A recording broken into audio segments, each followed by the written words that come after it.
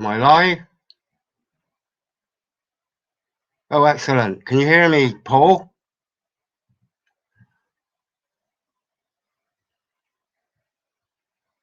Oh, well, I can be heard, can't I? Let's have a go here.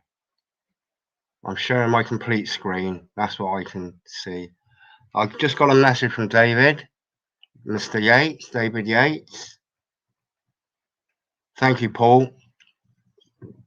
I just got a message from David Yates, and I'll read it actually. And bang on cue, they just issued me a community strike for a Vernon Coleman video I did over a year ago.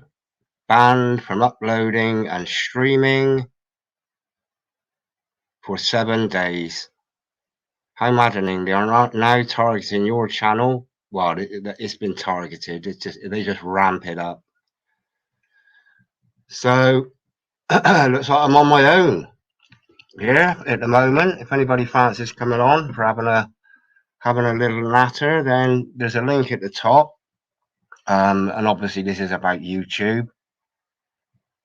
I was hoping for interaction, but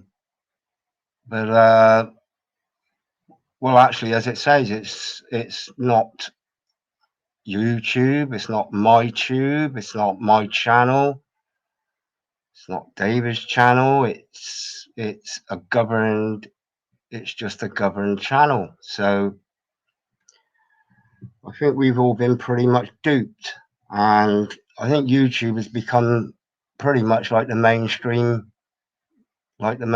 media. It's the go-to channel, or it's the go-to platform. So we just got to persevere. We know this is the realm of the devil.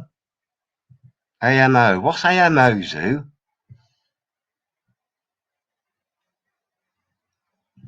Anyway, so what I was hoping to talk about was censorship. Brand new tubes being censored. Well, the internet, Paul, is the internet is a distraction from real life. I mean, I would prefer to not be doing this. I'd rather be at my allotment digging, or just out meeting people and having a chat about good things. If anybody wants to come on and share this chat, please just come and help me out. But for those that are joining, it's quite devastating news, really. That David Yates has been spanked. But what it does actually do is it just highlights how YouTube worked. It was literally just before he was going to join me that he notified me that he'd been banned. So, this pretty much explains what YouTube is. And I've got a couple of notes here. I mean, one thing to consider is, has YouTube got you by the short and curlies? Have they basically got a grip on your channel? A lot of channels are monetized. Truther channels don't get monetized. They gradually get whittled down. So there's nothing really keeping me on YouTube. There's nothing financial. But I see it, and I know David's the same. I'll speak for David as much as I know him. I know that he's doing it out of duty. It's duty to the truth. So, non-violent extremist banned too. Hello, Sean. How you doing, my friend? Somebody come on and have a natter with me. I'm not very good at chatting on my own. That's like. But anyway, so YouTube, what grip has it got over people? It's either financial or the entertainment. So, I mean, they delete comments. If you mention 666 in a comment, or if I do, the chances are 50% of the time it gets deleted. If I mention the fact that Google GOOGL is actually go ogle, and ogle means to basically look at with lecherous intent. The number, probably 2 out of 3 times I post that, it gets deleted. He's been banned again. Lone survivalist, yeah.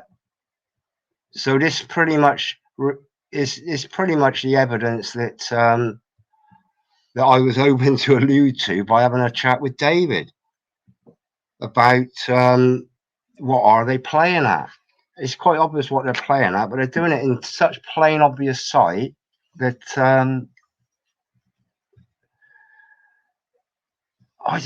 it's difficult to quantify what they're doing, apart from the fact that they're actually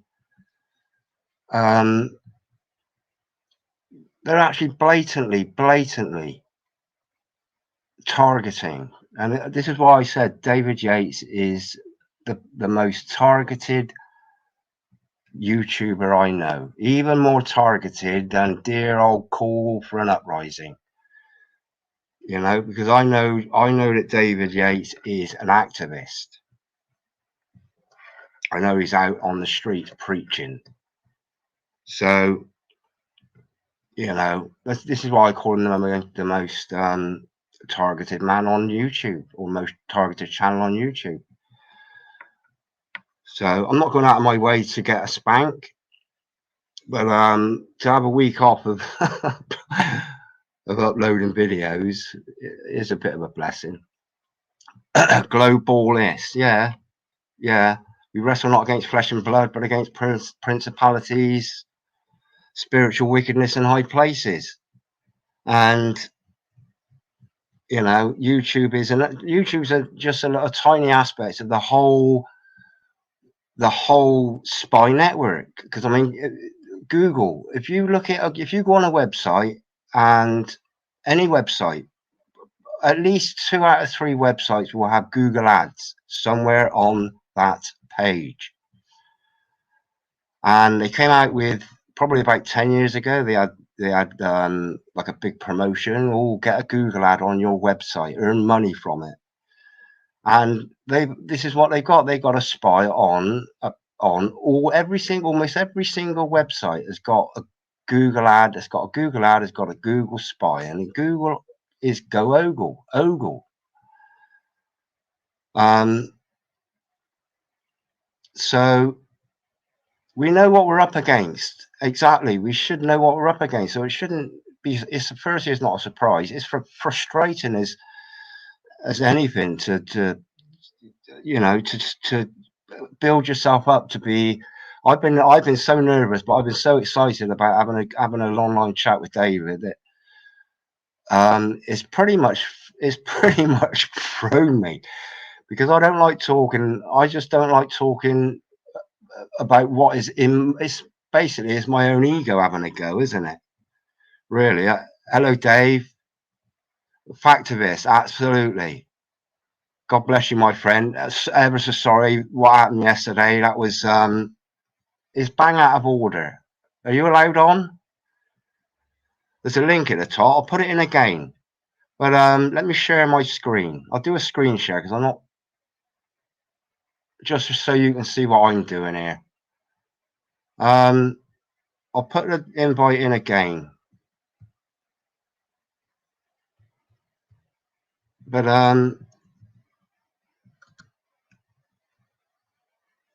yeah, it's pretty much thrown me, really, because I like to batter. You know, it's like I said, it's brainstorming between at least 2 people. And you know, I was really hoping for David to just give that, because he, you know, I get a spank now and then. I don't get a spank very often, and you know, when I do, the first one I got, I was really shocked, but it was spreading medical information. Okay, and I think I got one for pointing out that Domino's Pizza 2 years ago were still open, and all these little independent shops have been shut down, but Domino's weren't wearing masks. None of them sort of understood, and I did get a spank for just pointing out that these people weren't abiding by the rules that there was a divide between these massive corporations. Domino's Pizza is one of them. Your Tesco's, your Asda, they remained open. Like in America, your Walmarts and Dollar Trees and all these remained open. So, you know, it's all part of the Great Reset agenda, and it's obvious what they want to do is just shut up truthful information. I don't know where to go with this. I've pretty much covered everything in 10 minutes, really. I mean, it was pretty much about censorship, YouTube, everything else is affiliated with YouTube, and he's on BitChute, but BitChute is, I mean, at the end of the day, what is YouTube? It's all it is a domain name. Everything else is virtual, and virtual isn't reality. You know, once the switch is gone, none of this will exist. And the domain name, youtube.com, will just exist on a bit of paper as that. So,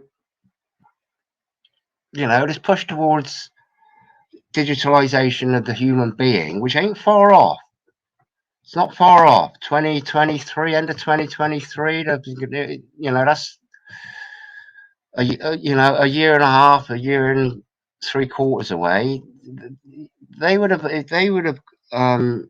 attained so much of their agenda. And 2023 is your 322, your Skull and Bones. So if anybody knows the anniversary of Skull and Bones in 2023, it might be one to look out for. We knew 2022, the 22nd of February, 222222 at 2202 was going to be sub-in, and it, you know, it sort of almost coincided with the invasion. So as numbers and symbols, they were at 2, and like I say, if I make a comment and mention gematria, or I mention 666,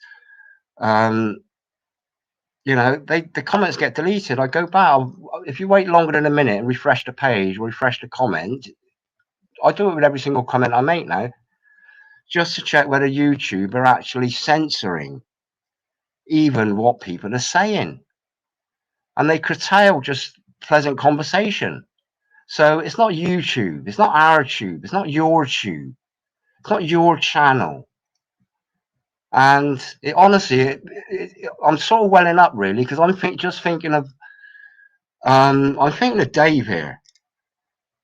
They picked on him last night, and then now I'm thinking of David Yates, and he's, you know, you'll battle on, just until his deathbed. But you know, I don't give two hoots about my channel. I don't want to lose it, but then again, what, you know, certain rules we don't do. We don't go against any medical advice. All we do is just avoid it, because we all know it by now anyway. You know,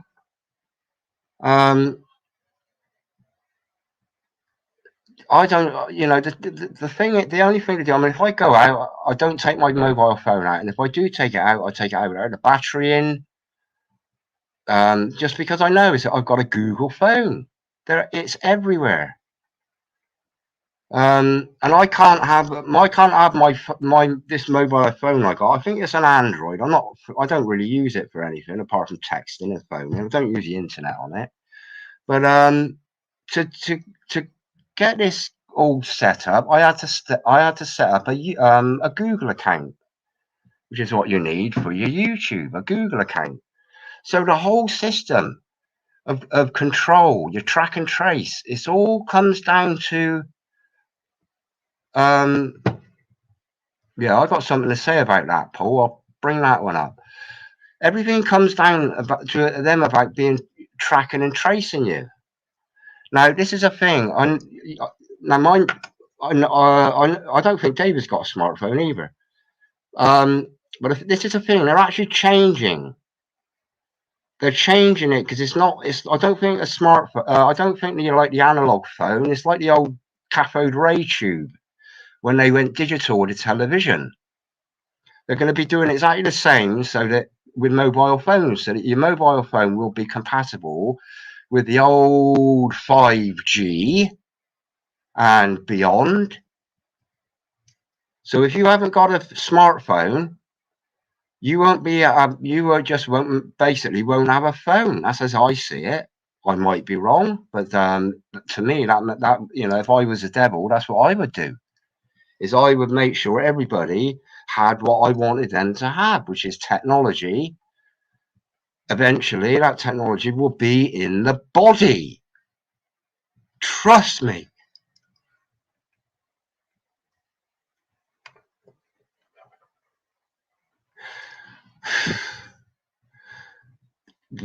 The most children don't watch these. Children don't watch YouTube. It's children and parents that are the most important people that we need to communicate with and get to understand this disgusting agenda. It's so well documented. Your old Klaus Schwab's. I'll just stick with Klaus Schwab. He's coming out with this. Yeah, we're going to mix the human body. We're going to change the human being. We're going to change how the human being is. It's so well documented in many of his speeches.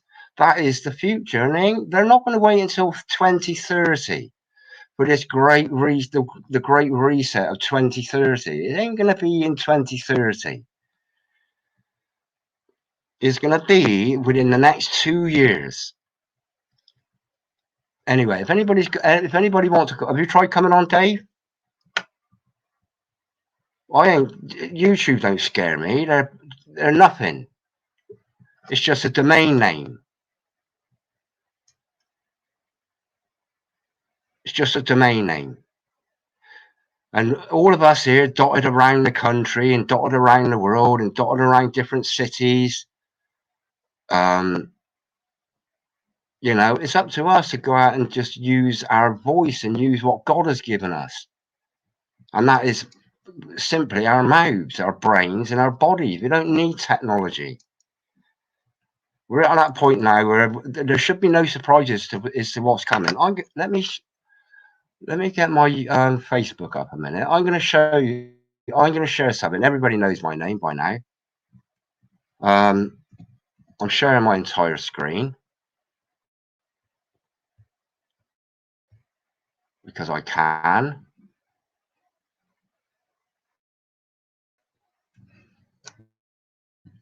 I had a troll.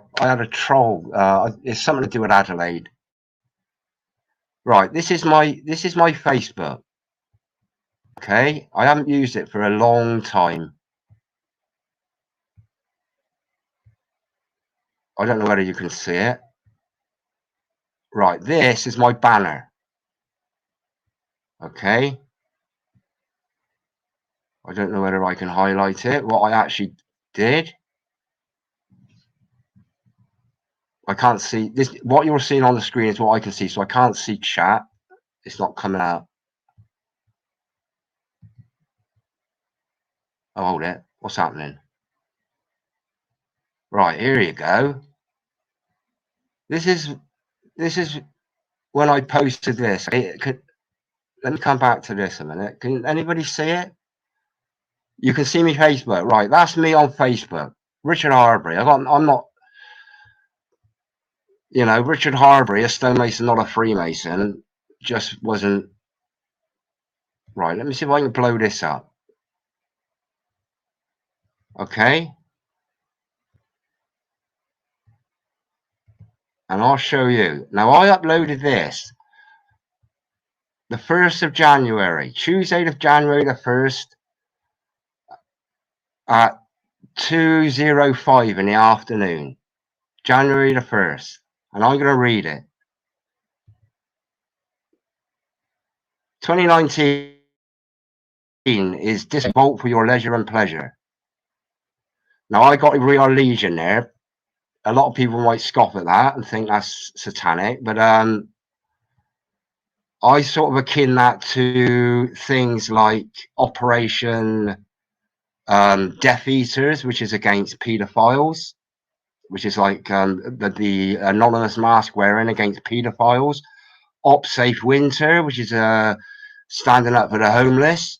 So there's two, and there's the what do they call them? They like those hackers. You know, I'm not going to do with that. Yellow vests. This has been unedited since the 1st of January 2019, and I've left it up there. And I'm going to read it. I might regret it, but okay. It's fair to say that we, the Great Britain, are being shafted by a political elite that feather their own nests while ignoring the plight of, among others, the vulnerable, including the less abled and seriously impaired, the common worker, the grafter, the carer, the unionist, the taxpayer, the law-abiding, the ignorant, the meek, and the common person. We, the Great Britain, are subjected to measures of austerity that apply only, in the main, to those less fortunate, to those that don't have a leg to stand on, and those that trustingly place their good faith in being governed by compassionate and intelligent representation. What's a load of rubbish? We have armed service veterans that, once used by the British war machine to decimate foreign lands and murder innocent civilians,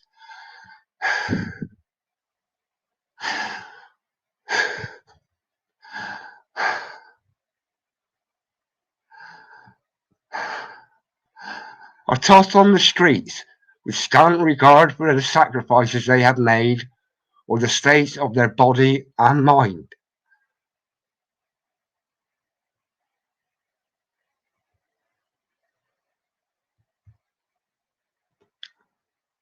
We have to tolerate the threat of police state violence and oppression, plus judicial bias, injustices perpetrated by politicians that openly and shamelessly pillage and abuse the expenses perk, including subsidised meals and booze in the bars of Westminster and funded lobbying bribes.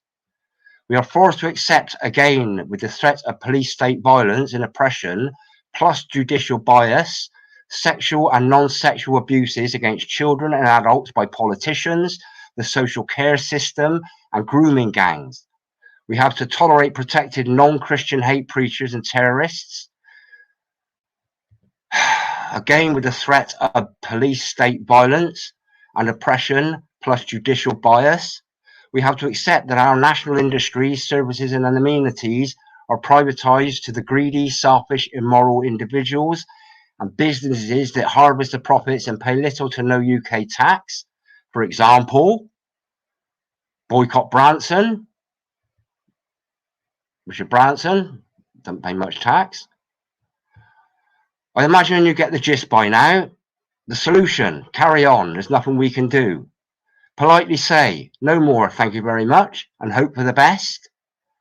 This failing, peaceful protest, DIY anarchy, do it yourself, boycott, strike, withhold taxes, shun the system, learn to coexist and cooperate with and within your own community and cross communities without the inclusion of the current town, city, or county councils. We need to redevelop our natural instinct to take care of our own environments, sustainability, and all community members before bowing down to and funding a corporate elite that are hundreds or thousands of miles away. Number 4, forcibly remove the immoral, abusive, piss-taking controllers, relinquish them of any influence or governance. 5, well, I'm open to suggestions for 5. 2019 is looking grim for the UK. What is there to lose? The gains will outweigh the losses. Plus, you get the opportunity to stalk those that mock. Oh, gosh, I write dribble. We, as human beings, are supposedly evolving. Only who in their right mind evolves to be worse off, to work more hours for less money, to have liberties and common law freedoms taken away from them?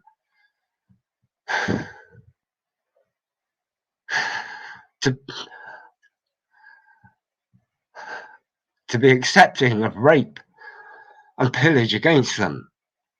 The system is corrupt, and it's our fault for allowing it to begin and continue. Happy New Year, by the way.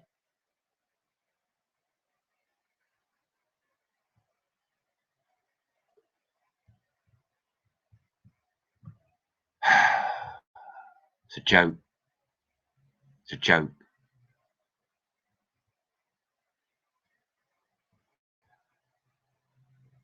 Oh, look, this is how they work. I'll probably get a strike for this. I don't give a shit. 5G and the old thing. Symptoms and coincidences. I'm saying it's a sci-fi movie script. Operation Radiation. That is available on BitChute. But if I click on that,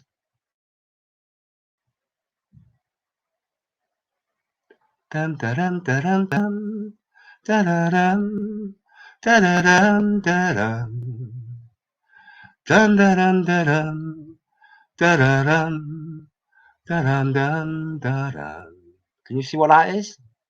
Everything was factual. Everything was factual. Everything was from the NHS, the National Health Service, recognized 5G. This is what YouTube are.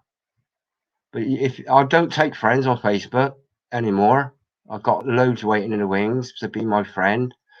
The one thing that one thing that Facebook do. Let me come back to StreamYard.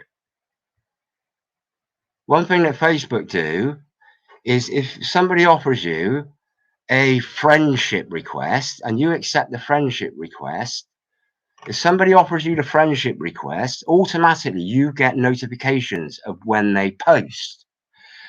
As soon as you accept somebody's friendship request, they switch off that notification. They don't tell anybody. They don't tell people, we've just switched off your notification. Would you like to be re-notified? Or would you like to reset it? They just stop these notifications. So there's even Facebook. I've known it Facebook. This is why I gave up Facebook. It's a literal censorship machine and bullshitter. That's all they're interested in.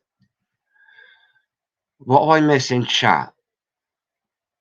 Does anybody try to come in? I've missed so much. This is what I'm seeing here. I'm just doing a screen share. I got up to there. Yes, that's how I see it, Richard. Yeah.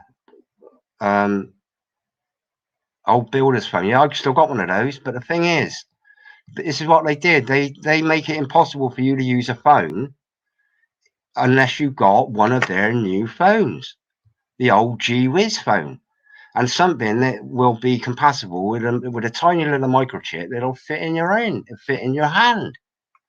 And there's another thing, they're doing away with hardwired. You get my internet through the landline. I've got a landline, and I hardwire mine directly into my router. I switched the Wi-Fi off, but apparently they're actually stopping the they're stopping something to do with they're stopping hardwiring, or they're stopping something, which basically means you've got to go Wi-Fi rather than hardwired. And also, all these massive phone companies, you don't become a massive worldwide corporation like your Amazons and your Vodafones and your Tesco's and your Domino's Pizzas and your YouTubes and your Walmarts and anything, and just anything that is massive and remained open during the last 2 years, because they were classed as a necessity. Anything to do with any of these massive companies is going to be in line with the all-seeing eye and Satan's flipping realm. You know, it's difficult. It's difficult to know what to do. We've got what can we do about chemtrails? You know, this is why me just chatting on my own is no good.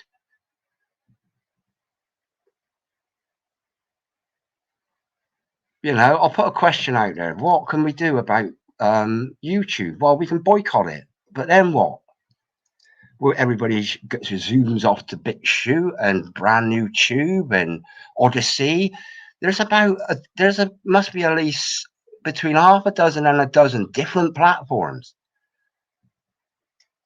Which one do you choose? Uploading to half a dozen different platforms just to stay in contact with those that have boycotted YouTube.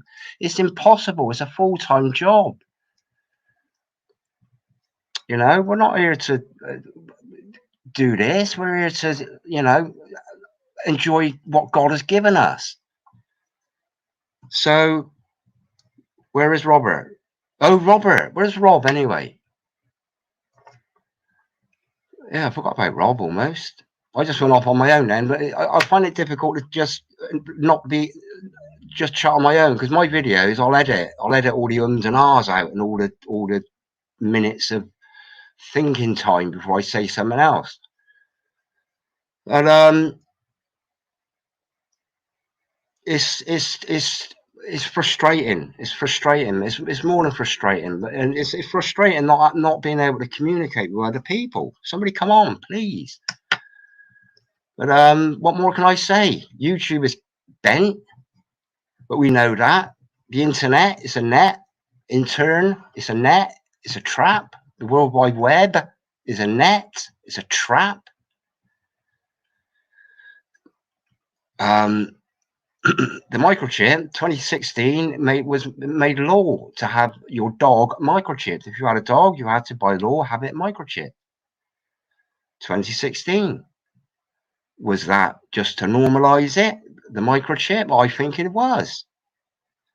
Look at the benefits of having your dog microchipped. Oh, if your dog runs off or it gets stolen, you can get your dog back. These are the benefits they will be promoting. These will be some of the benefits they will be promoting. To have your children microchipped. Honestly, if the children, I got none myself. Why am I worried? Because I'm still a child. We're all children. Whatever age we are, we're still all children.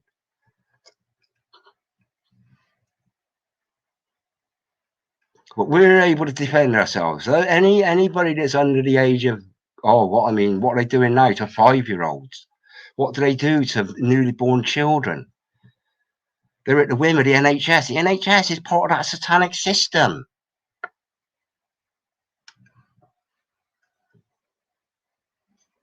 It's very clever. if I were the devil, I would be quite chuffed. And if I were the devil, I want to shut people up like Dave Holly. I want to shut people up like David Yates. I want to shut people up like me. So it's a tough thing to come to terms with, because the resolve is beyond my comprehension as to how to achieve it. The NHS is a killing machine, 100%. 100%. It is. And that's it. It's like a blooming supermarket for big pharma. It's exactly that. That's what it is. Let me share. What shall I share? Let me share me a minute, and then. But no, that's better. Yeah, the NHS is a killing machine. Absolutely. You know, repeat prescriptions equals repeat customers. Here's a thing. How many miles do you know anybody that's done? How many miles do you know? Do you know anybody that's actually done the walk for cancer and these pink ribbon things? Some people must have walked around the country, walked across Europe. This is a worldwide thing, raising money for cancer research. And these are you and me. I haven't done it, but this is people like you and me, my mother, my father, my brothers and sisters, their family, neighbors. They've all walked literally. if you added them all up, they could have, you know, it's literally billions of miles that people have walked to raise money to cure cancer with big pharma. Okay. And all of a sudden we get something that doesn't kill a huge amount of people. And yet governments and big corporations and big individuals like the Gates Foundation, all of a sudden they're literally lobbing trillions and trillions of pounds, dollars, all these other things. They're literally overnight, they were lobbing trillions and trillions of pounds to cure something that wasn't as bad as cancer. How does that work? The NHS is literally corrupt, and I refuse. I had treatment, and I had an appointment with my doctor. When after they had opened the service back up to me after the old thing had calmed down, and I was told I need to have an operation, and I said, listen, I ain't having an operation. Because when I'm asleep, what's stopping all those nurses and doctors having a dance around me? I said, that really upset me. I don't like the idea of all these doctors and nurses around me while I'm asleep or even while I'm awake, dancing around me, trying to cheer me up. That was one thing that put me off of the NHS. And the other thing was the fact that I know what's all. One other thing was about blood transfusions. I found out about blood transfusions, and we don't know what is in the blood bank now. What's in the blood bank? It's just a cacophony of all sorts. You know, it's not a good idea in the first place, really, mixing all this DNA up through blood. As far as I know, I'm not a medical person, but I don't fully understand biology, human biology. But I do know that if you mix one thing with another thing, liquids, they will mix in some way. So, you know, I said, oh, stuff you, NHS, I'd rather die naturally. So yeah, exactly that, Paul. I'm not gonna put that up because I'm trying to reduce my chances of getting a spank. But let me put that one up though.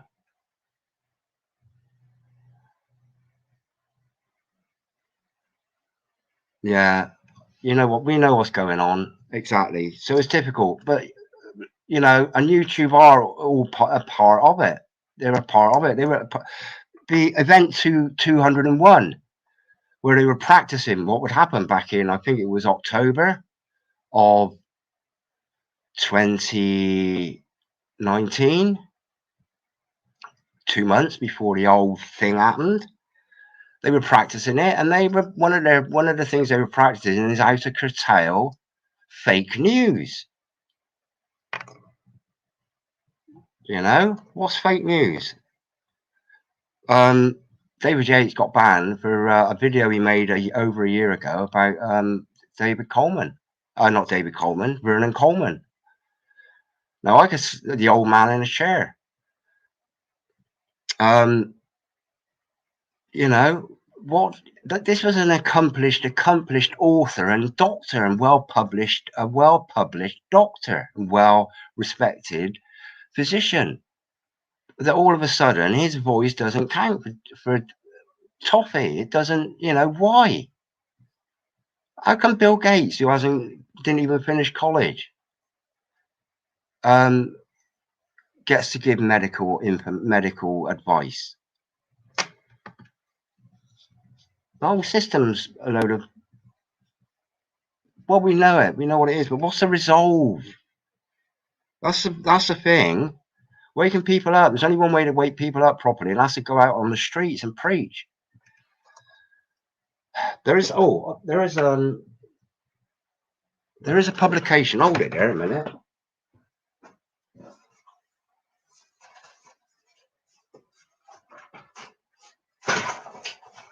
Oops, I've lost it.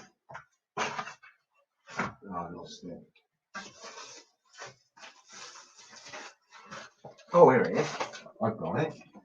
Right, I've got a publication here, and I picked it up in Sainsbury's, free. It's called The Light.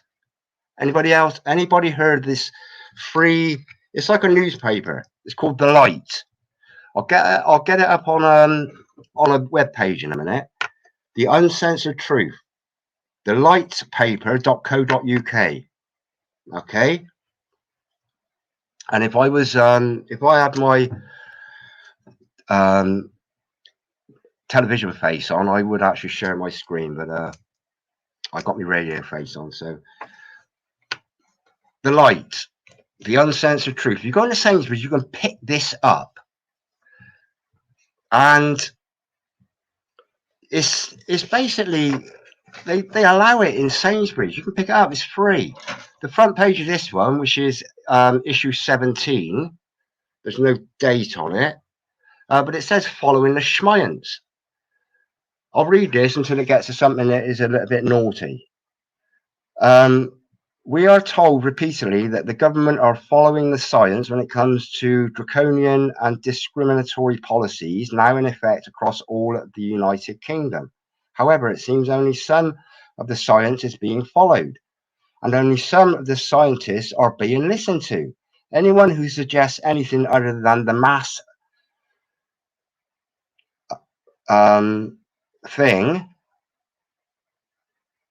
medical procedure program is ignored, silenced, lambasted, and labelled as anti-ding-dong. A description that could not have been more poorly chosen when it comes to the three scientists pictured here, all repeatedly outspoken against the old thing. Now, this is the three scientists. Racing car driver, Lewis Hamilton. Oh, no, it's not. These are the ones that people are allowed to listen to. Racing car driver, Lewis Hamilton. TV presenter, Piers Morgan.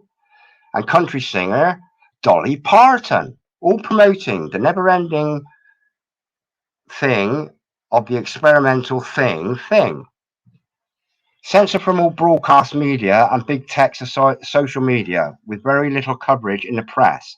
This is the silent scientist.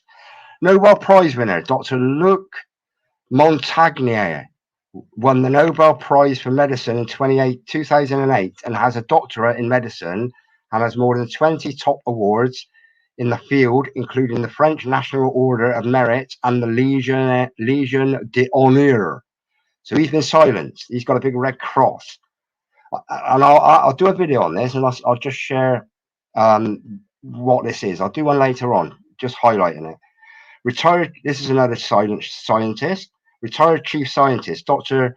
Michael Yeadon, Y-E-A-D for D-O-N, is an allergy and respiratory therapeutic area expert with 23 years in the pharmaceutical industry, including as chief science officer for, believe it or not, Pfizer. He has a PhD in pharmacology. He's being silenced. Father of mRNA tech, Dr. Robert Malone is credited as being one of the fathers of mRNA things, but even he is speaking out publicly against the old thing, especially for children. He has both an MD and an MA in biology. Now, that is just on the front page. You can pick these up in Sainsbury's. I got this in Sainsbury's. It's called The Light. It's free. I'll look up a web page in a minute and I'll just direct you to it if you're interested. But it's basically it's basically the truth, and they're putting the truth out there in Sainsbury's for everybody to pick up. You don't even have to buy it. Am I still going? They haven't shut me up yet, have they? Hello, Robert, you come on in and have a chat, my friend. I didn't see you there. I've just been reading out of The Light, and I'm going to go on another. Let me share my screen again. Rob, come on in. There's a link. I'll put the link in there again.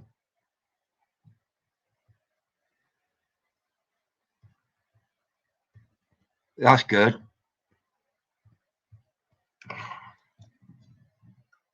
Anybody wants to come in, honestly, please. But I'm showing you everything that I'm looking at on my screen. I've got nothing to hide. What was it called?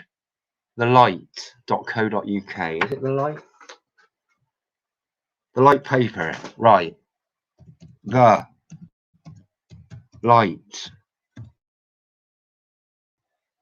paper.co.uk.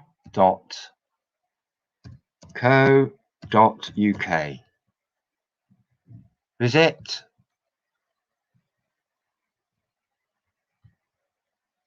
Rob, where are you? Are you bored as well, are you?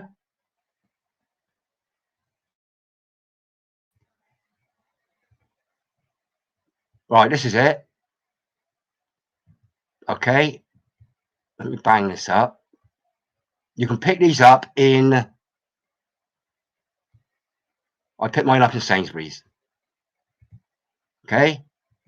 16th of March, the light issue number 19. You can download it. You can subscribe. This is one I was just reading. This one here. Yeah, allowed to speak across all major media. See, I wasn't bullshitting. Lewis Hamilton, that thing, and Dolly. These are the silenced. I'm not going to go too much into it because it, you know, if I keep that small enough, but let me throw a link in the. I'll throw a link in the chat. Actually, I can do that. In fact, what I will do is I'll throw a link. No, Rob, now or never. Right, has that come up? Honestly, this is available on the streets. The truth is out there for everybody just walking up and down the road. That's a bit of a blessing that I've come across that, and that I'm chatting, and that I had it to hand, because generally things like this end up in a big pile, along with my pile of brain storming. Yeah, honestly, you read that, it's a godsend. And it's a spectacular tool. Dave Nesbitt is the editor.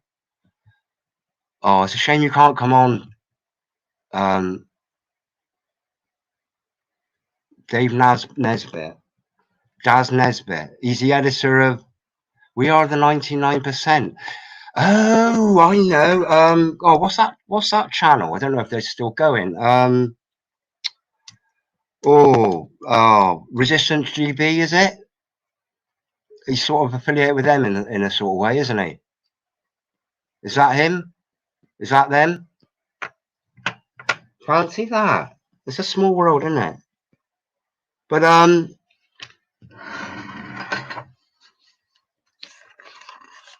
yeah, honestly, do that. Go to it. They got time to blow. We'll just read out. Right. Let's have a look. Oh, Darren Smith is the looks like the chief writer here on the editorial policy of the light. There's things like time to blow the whistle on sudden sporting deaths. That's about, particularly looks like about football. They got a picture of football there. Doctor wins massive victory for free speech. I'm not going to read too much into this because what I don't want to do now is I don't want to get this deleted. Not because I think it's special or anything. It's just that even this light newspaper is a flipping godsend. Be on the back. Do you read it, Dave?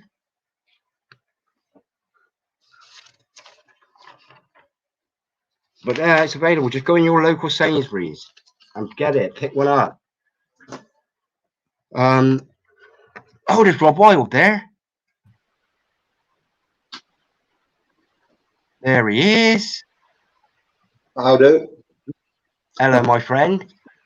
Yeah, I've only What just are you finished my eating? tea. Oh, Oh, biscuit. have you? What do you have? A biscuit? I'm having a biscuit. I just having a stew. Homemade stew. Homemade stew. Oh, yeah, Hello, it's my friend. beautiful. How you doing, Rob? Have you had a haircut? No, just haven't come Did you hear what I said about that newspaper? Have you ever heard of it, Rob? what's that? You obviously, yeah. There's a newspaper I picked up in Sainsbury's, free. It's called The Light. Oh, no, I've You never seen that. haven't you? Go in Sainsbury's, Rob. Have you got a Sainsbury's near you? Yeah, I use that a lot. Go in Sainsbury's, go in their newspaper. The only time I read the newspaper is I read the local, like the Somerset Gazette. And all I do is I flip through. There's probably one or two articles in it that are ever of any interest, and I would never buy it. And I generally go to see what my local MP is up to. Awakening unaware soldier. How's you doing, my friend? You come on if you want. Daz Nares, top guy. Did you know about the light, Christopher? We have copies in our local health shop. Honestly, why? This is there for the people that for every I mean, we used to, you might know this, doing Clean Easy, Rob. It's a numbers game, 1 in 10. Can you familiar with that? 1 in 10. Like if you put 10 catalogs out, you would get one order at least. Were you taught Yeah, that? It was yeah, true, it wasn't was. it? Yeah, And yeah, then it was. and every order would average £10. And I'll tell you what, the first time I went out with like 100 books, I got 10 orders, and each one, and over the average, each one, the average was £10 per order. And as soon as I seen that, as like the testimony as to how the numbers game works, it's what they use. Everything's a numbers game, even in business, you know. And it's the same with you tell a lie a certain number of times, and it becomes a truth. But this is it's called the light, Rob. You can get it online, but honestly, I'm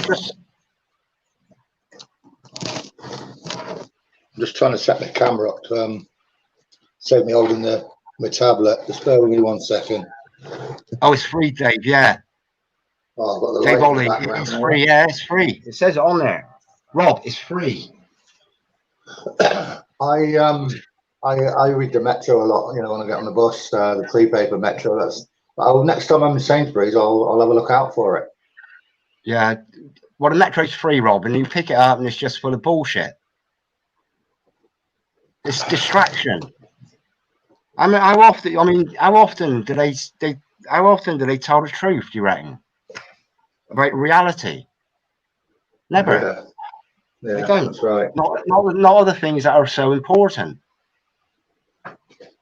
You know. So the Metro is just it's anything that's free, Rob, is either good or bad. Now the Metro is free That's what because they're it's looking part at of the it. rail system, and the rail network's privatised anyway.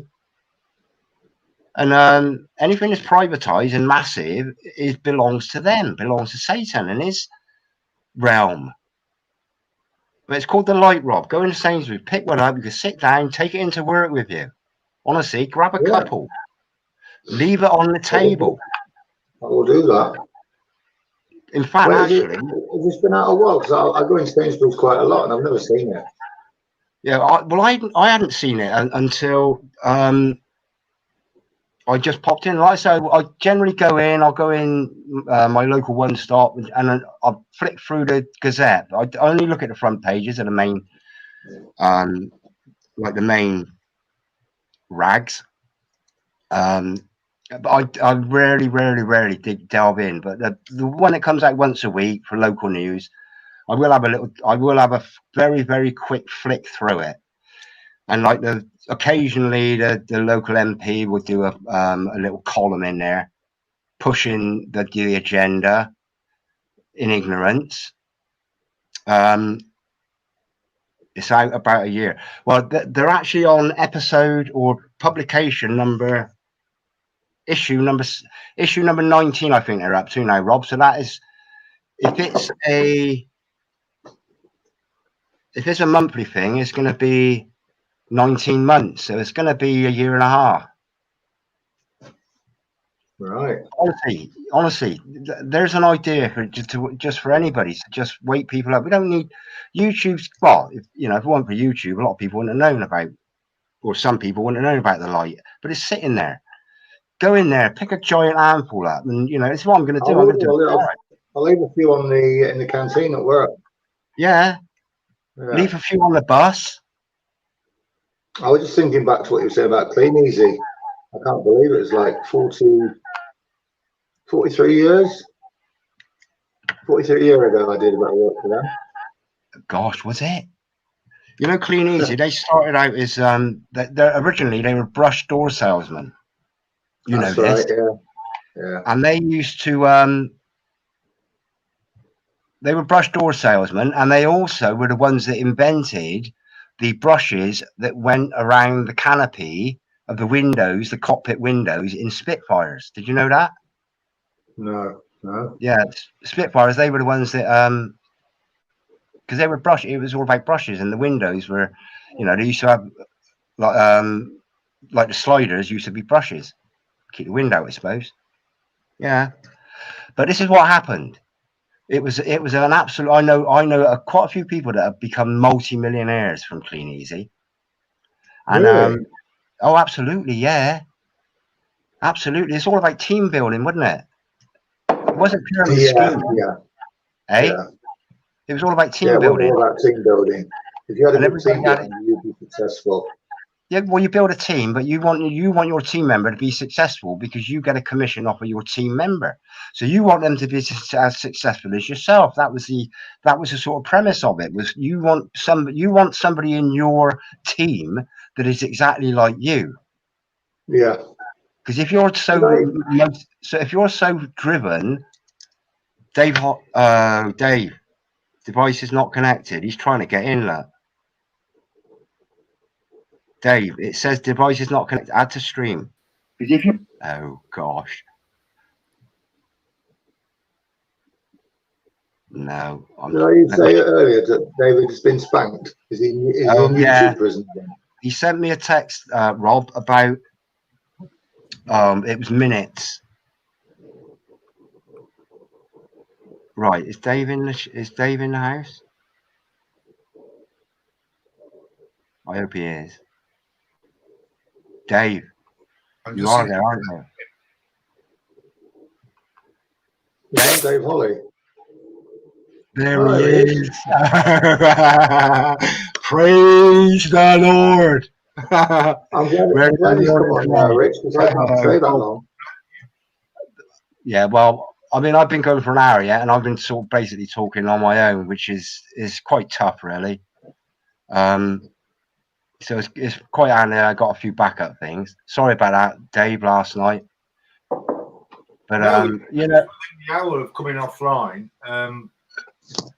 they must have trolled my YouTube channel, and they came across. It was a compilation video of all the people that had lined up for the clock shot, what it was called, consequently died due to it. Marvin Hagler's being one of them, killed him within 4 hours. If they say it was central, or it was. Yeah. But that video has been on. It's one of my highest viewed videos. It was just tickling 2,000 views. Wow. Since May last year. And what I'm saying is, it's been on since May last year. Yeah. And they trolled the channel to jump on me on that and said it was medical misinformation and banned me for 7 days from uploading. Yeah. And I can presuming I can only enter this chat room because it's your channel. I've just Dave telling him the same. I says, well, because Dave's like the same sort of strike, I think. Yeah, you can't host. I don't think this was my understanding of getting spanked. You can't host, but it shouldn't. Firstly, it doesn't stop you commenting, and your testimony to the fact that it doesn't actually stop people being invited on somebody else's live stream. But I remember the chat. I don't know if you noticed early on in a comment I made earlier when you was mentioning censoring comments. But when I entered the chat, typing chat window last night, pointing out the most prominent ingredient in Prozac being hydrofluorosilicic acid, fluoride. Yeah. And I put a comment towards the end of it stating that it was poison. When you type in it in, I noticed it would not let me send it. I actually reloaded your page to try it 3 times to send it. I copied and pasted it. It would not let me send it.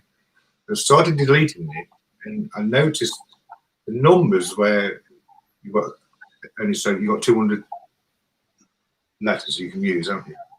At the bottom right of the chat window.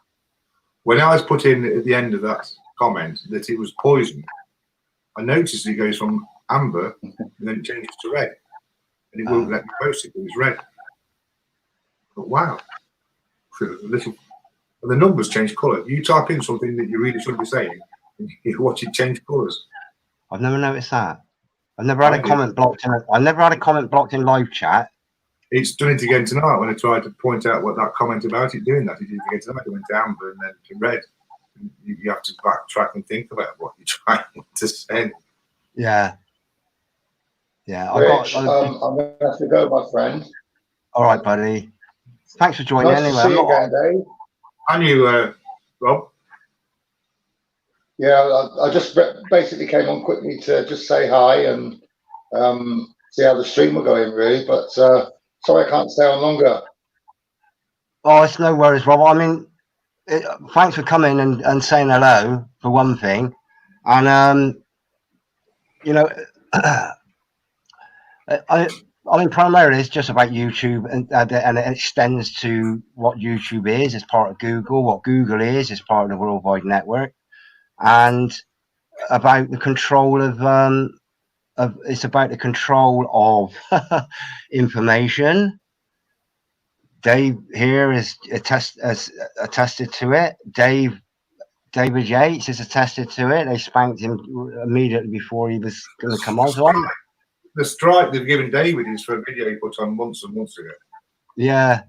Well, I had a strike for one that was about 18 months old. My strike was for one that was exposing that there's a poppy doll troll that had a button between his crotch. This is for children, and the manufacturers, Harborough, were trying to say that it was an innocent placement of a button. But when you press the button, which was right in between the crotch of this little dolly, meant for little children, it let out a little giggle, you know, like a pleasure giggle. Now I had an Action Man. I didn't have one with the moving eyes or the real hair. I had like one of the first ones.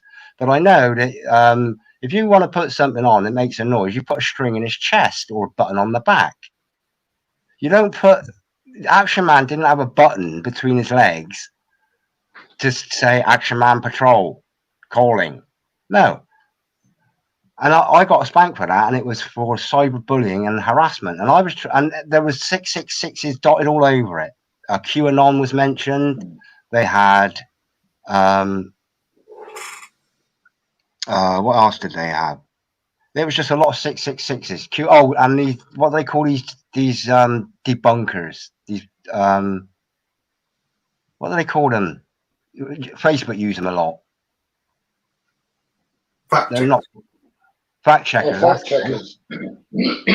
These fact checkers. I'm going to have to go, my friend. All right, bro. Yeah, take care, Dave. Rob. See you soon. Stay in touch, Rob. It'd be good to catch up again. I will. Yeah, of course I will. Great to see you. Now. Cheers, my friend. God bless. Keep smiling. You still there? Yep. There he goes. Yeah, so what's that you got in the background? I can see there are numbers. Are you symbolizing to somebody, Dave? 1, 2, 3 HSZ. It's the first thing I look at is numbers. They're license plates from the States. Yeah. Most of them actually are from the States. Yeah, but you know, things like this are signaling, and you know, yeah, I'm not insinuating anything. I'm not insinuating you're a Freemason or something, are you? Okay. The wall's full of stuff. Anybody that shakes my hand, I ask them, "Are you a Freemason?" Did you see that video? Did you see my opening video? I don't know whether it actually come out. I just want to share this because, if you don't mind, I'm not sure how long.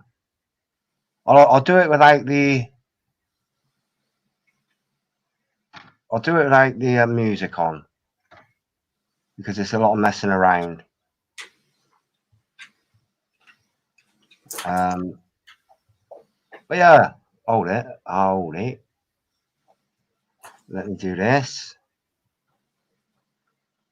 I've written this out. This is just how I see it, and I don't know whether I haven't seen anybody that's picked this up before. There is sound to it, but I don't think you'll be able to hear it.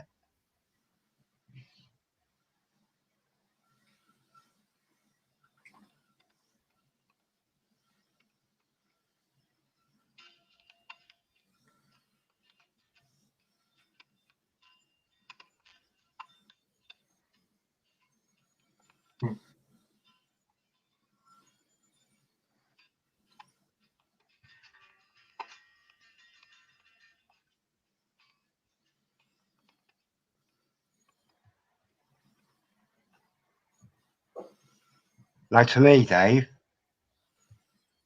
anything like that. To me, Dave, anything like that. Did you see that? Yeah. I'll try. I don't know why nobody's picked up on that before. They probably have. I'm sure somebody has. But yeah. So the resolve is what we're interested in, and the children. I do get angry. I say no, I don't get angry. I do get angry. I get angry. But control is crucial. We need to be able to control ourselves, and it's trying to find the resolve, really. And I think it's like, hey, it's a test. It's all very testing, isn't it? Absolutely, yeah, absolutely. And this is why getting people like yourself and David and myself and all these sort of troopers that are dotted all over the place, just get them brainstorming. You know, just like they had their event 201 to see how to run this flipping fiasco. They had their Davos and, you know, their World Government Summit or Global Government Summit and all these things. I mean, Klaus Schwab in 2016 was promoting over in, I think it's called the World or the Global Government Summit over in the Emirates. I think it was over in the Emirates or Dubai, 2016, and I videoed it. He said about mixing, changing a human being. They're insane. The Internet of Things is his term. The Internet of Things. We legally are deemed a thing. Yeah. We're the things. This is why they supposedly pumping graphene into people. Good thing. Of things. I would suggest there was a public notice. You need to read how these people serve their notices. They use words in a very contorted way. They have a different meaning to them than what we think they have. Yeah. You on about like legalese and yes, and they leave it all the time. We're that ignorant, we don't see it. For example, when they use the word when anybody addresses the nation, president, prime minister, royalty, and whatever they're saying, and then when they legally use the word include, that excludes anything they've said previously. So with 1,000 doctors, including Dr. Fauci Stein, when they say including Dr. Fauci Stein, they've excluded the previous 1,000 doctors. So one doctor has said that's legally. They'll use it all the time, including you. Even they'll put someone in the crowd, including you. That excludes everything they've just previously said legally. Wow. They're crafty, aren't they? Evil, contorted. Evil, yeah. Clever, but you know, it's a shame they're on the wrong side, really. David's in the chat. David, Dave's on here having a chat and he's blocked. Let me get that link a minute. David Yates in the house. Oh, that'd be. I'll bang the link in again, David, just to see what happens. We will be in trouble.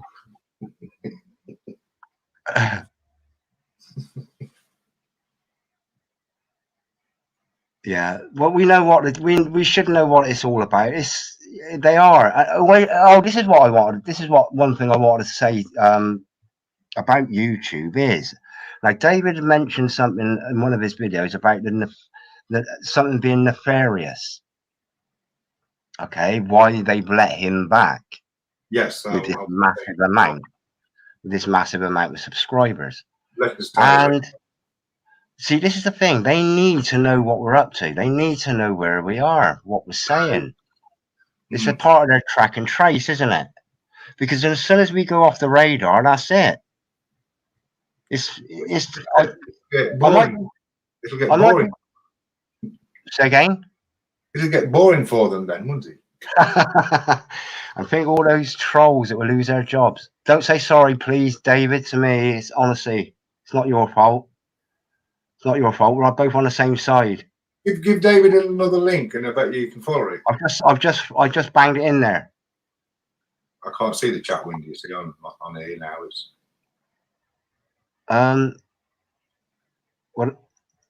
What's he just put? He's putting quite a lot in. Like it, David.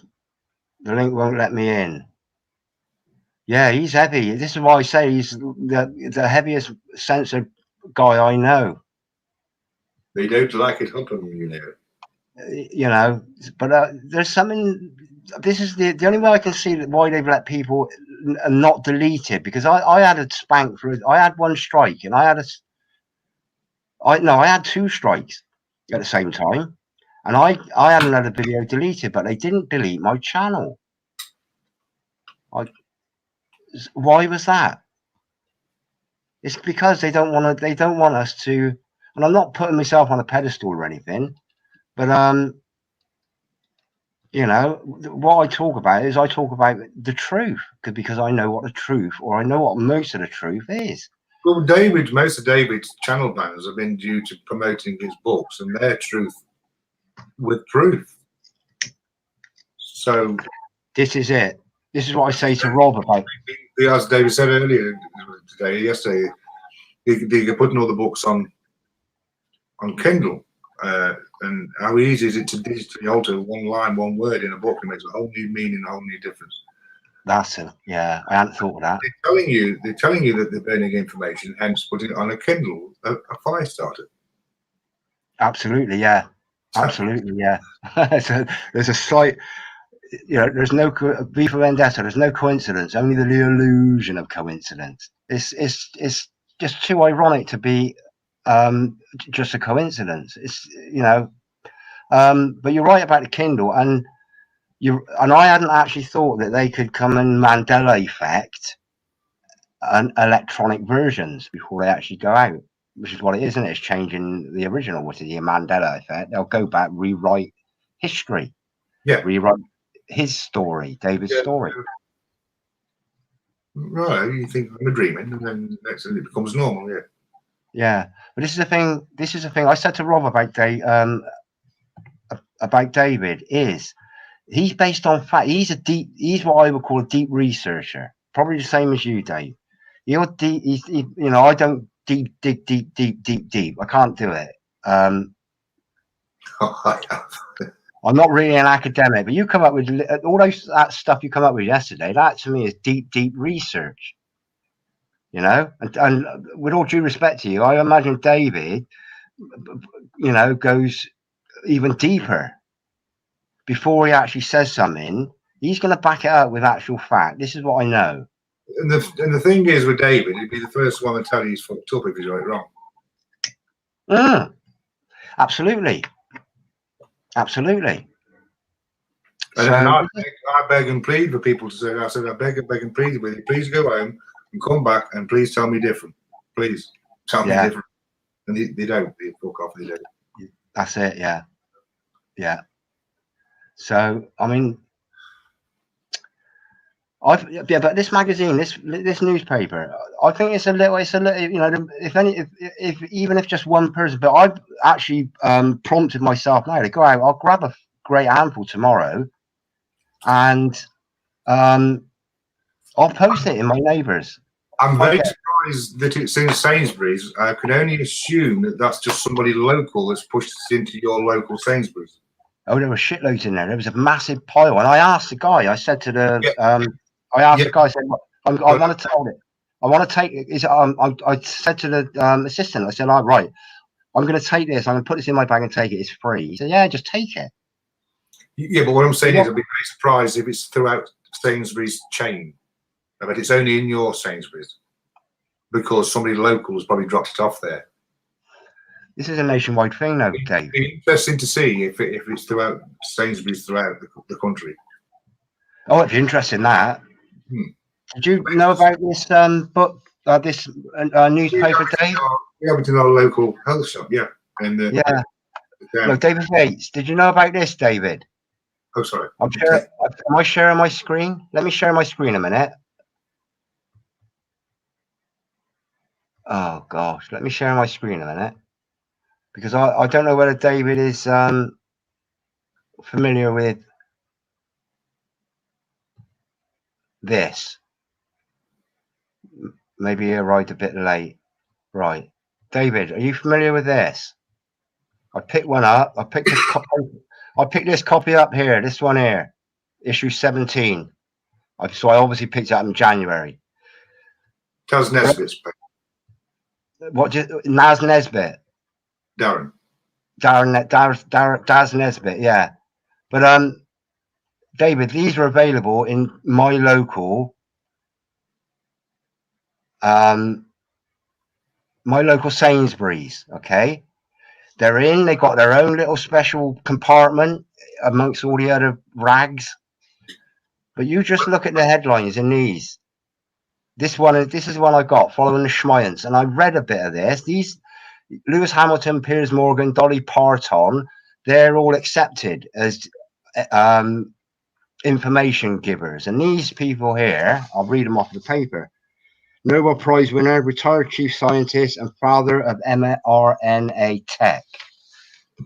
Father of mRNA tech, blah blah. I'm not gonna make it big because it got a few choice words in it. But go into your local Sainsbury's, David, if you can.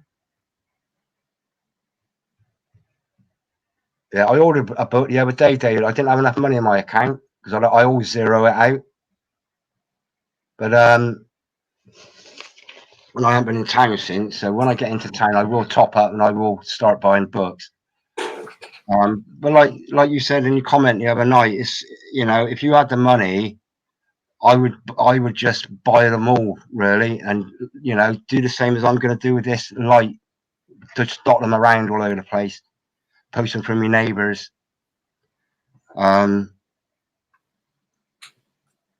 Yeah, you get emails from them, David?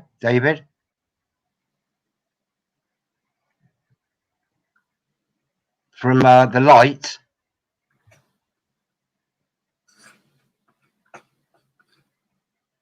Yeah. Yeah, is there anything you want to touch on, Dave?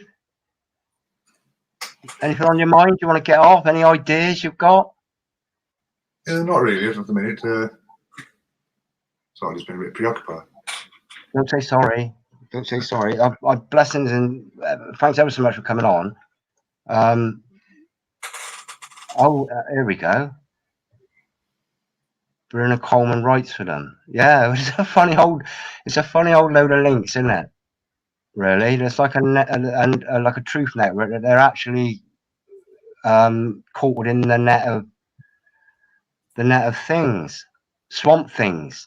Drain the swamp. This is what Trump was on about when he said drain the swamp. We are the swamp creatures. That's how they see us. Yeah. Says him. He is a swamp creature. Well, they all are. They got to be. They got to be. I'm just curious to know who's going to save the world, who's going to save humanity and be crowned king. It's down to the individual to look in the mirror. Say again? It's down to the individual to look in the mirror. Oh, absolutely, yeah, absolutely. But it's like we were on about yesterday. It's like we were on about yesterday. People can be excused, and this is I'll stand by this. People can be excused just because as soon as they're out of the womb, yeah, there's an assault on you before you're even born now. Well, you exactly. The surgery, the doctors, there'll be a banner out the back end saying, "Come and get your flu shot." You're on about budgies now, aren't you? You're on about come and get your free budgie, especially if you're pregnant. Yeah. Now, when you comprehend that in these budgies, there's aluminium as an adjuvant. Yeah.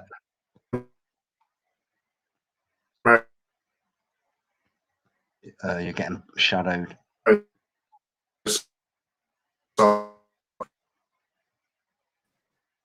When you comprehend the best way for a female to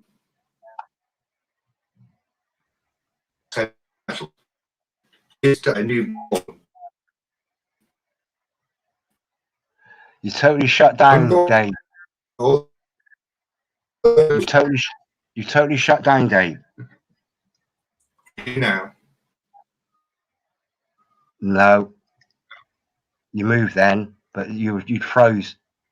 See, blocking him isn't YouTube great? Absolutely. This is what it's all about. It's all about what is YouTube. You need to understand we're playing in their garden, in their dungeon. This is, and it's a way of, this is why I think they don't want to lose people like David Yates, is because they need to know what he's up to. They need to know where he is. You understand it. It's a very, I think you're not wrong. I don't think you're far off the mark at all. Yeah. It's all about track and trace, knowing who's ready for the social credit score. I don't know. When that arrives, if you've been in YouTube jail or Facebook jail, I don't know, you probably lose 50% of your digital wallet. Digital wallet, my arse. Well, I hope so, David. I hope not. And I'm pretty sure they won't. Something will happen, but we got to do something for the children. They get the children. It's always been about the children, right from day one. It's a generation game they're playing. They play it, they play it for their children. These inbreds, they play it for the benefit of their children and their children's children. This has been going on for what, centuries?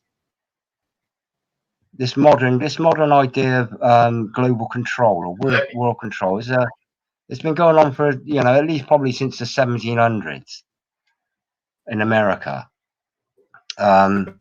And then prior to that, there was, you have the Roman Empire. Well, here's the thing: London, the first Roman settlement or the Roman capital, London used to be Londinium, which oddly enough is 666 in English Sumerian gematria.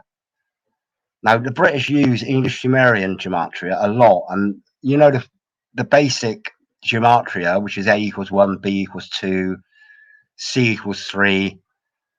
Z equals 26. Well, it's English Sumerian, which is like an ancient civilization.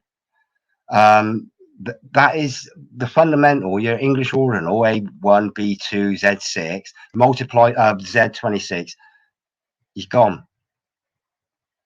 Multiplied by 6. That's your Sumerian.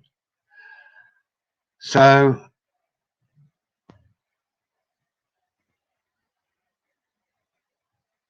yeah.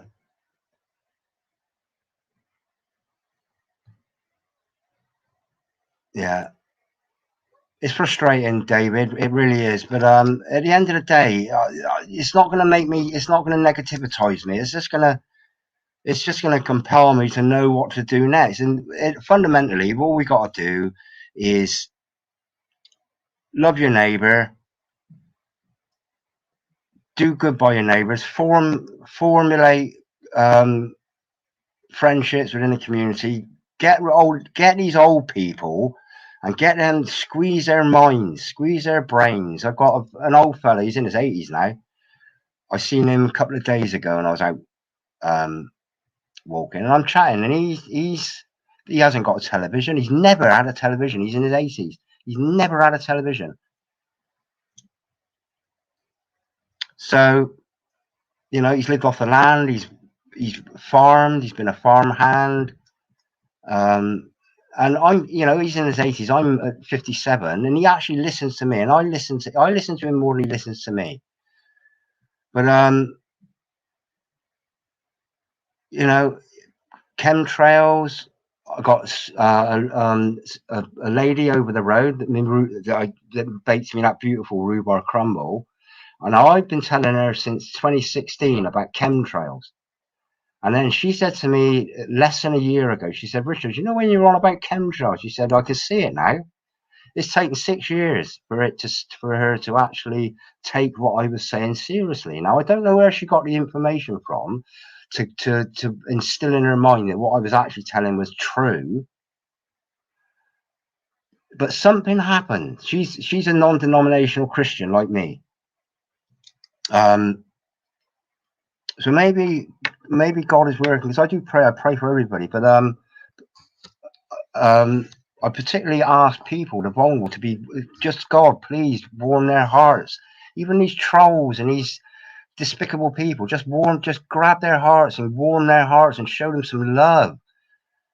Show them some love. But this was 6 years. It's not that I've been badgering her every time I've seen her. I will, if you know. I sort of had like about a year of it when I first spotted it. This was back in 2016.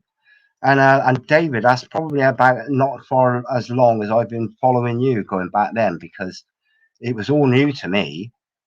I didn't hear of chemtrails. I seen them, and I seen the change in the sky. And I tasted one day. I was sat in the back garden. The sky went like red and purple, and I could taste it in my mouth. I could taste metal. And I rushed indoors. I wasn't aware of chemtrails. I wasn't aware of geoengineering.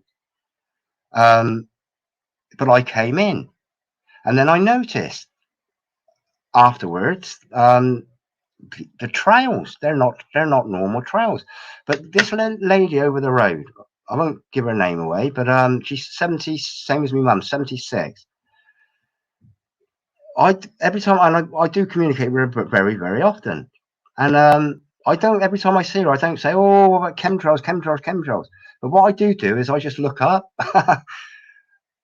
and she looks up as well. I don't say a word, but it's taken 6 years for her to accept the fact that they do exist. So I don't, you know, seeds germinate at different times, different seeds at different times.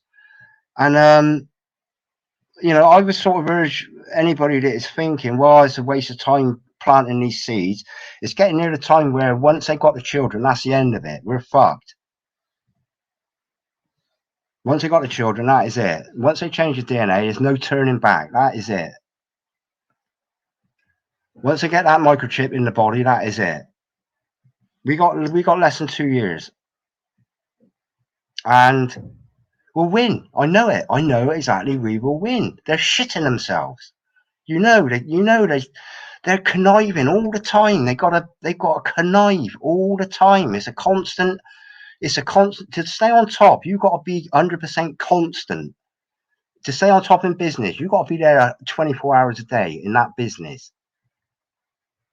You know, if you go on holiday, I don't know, think of Bill Gates, think of Boris Johnson. Do you reckon they sleep at night? I watched Parliament today. I watched about half an hour of Parliament, PMQs. And I noticed my local MP, who's a farmer, knows about soil, is now deciding on to go to war, you know. What experience has she got to go in the war? And but flipping out, it looks like she's aged about 20 years since I last seen her. So I know that she knows more than she'll accept. She's a Tory. She's going with the flow. She's a, what do they call it? A party. She's a party politician. It's nothing about looking after your local environment. It's all about putting a cross in that box when Boris Johnson says put a cross in that box. And today they had Ukrainian members of parliament in our parliament. What are they doing there? Why aren't they at home trying to sort the shit out over there? Everything is geared towards, you know, I can see it. You can see what's happening. You have the prime minister or the president of Ukraine in there. I think it was last week, and they all stood up and gave him a round of applause. I recorded that. And then the Speaker of the House, at the end of this applause, it went on for like, I don't know, it seemed like minutes, seemed like hours, but it went on for a good few minutes. Once the applauding went down because this president was in the gallery, the Speaker of the House, he was looking at he was reading from a script. Oh, we don't normally allow applause in the House, and he was reading it. So you know, the script is there, right? Everybody applause Ukraine president, whatever he is, and then it's my turn to say, oh, to come up with something funny because everybody laughed then. Oh, we don't normally allow applause, but we'll make an exception in this case, or something like that. But he was reading it. You could see him. Most of them actually read. That Keith Starmer, he's the same. I think it's Keith Starmer, the opposition, the Labour guy. He's the worst flipping actor for remembering lines I've ever seen. Everything he says, he's actually reading it.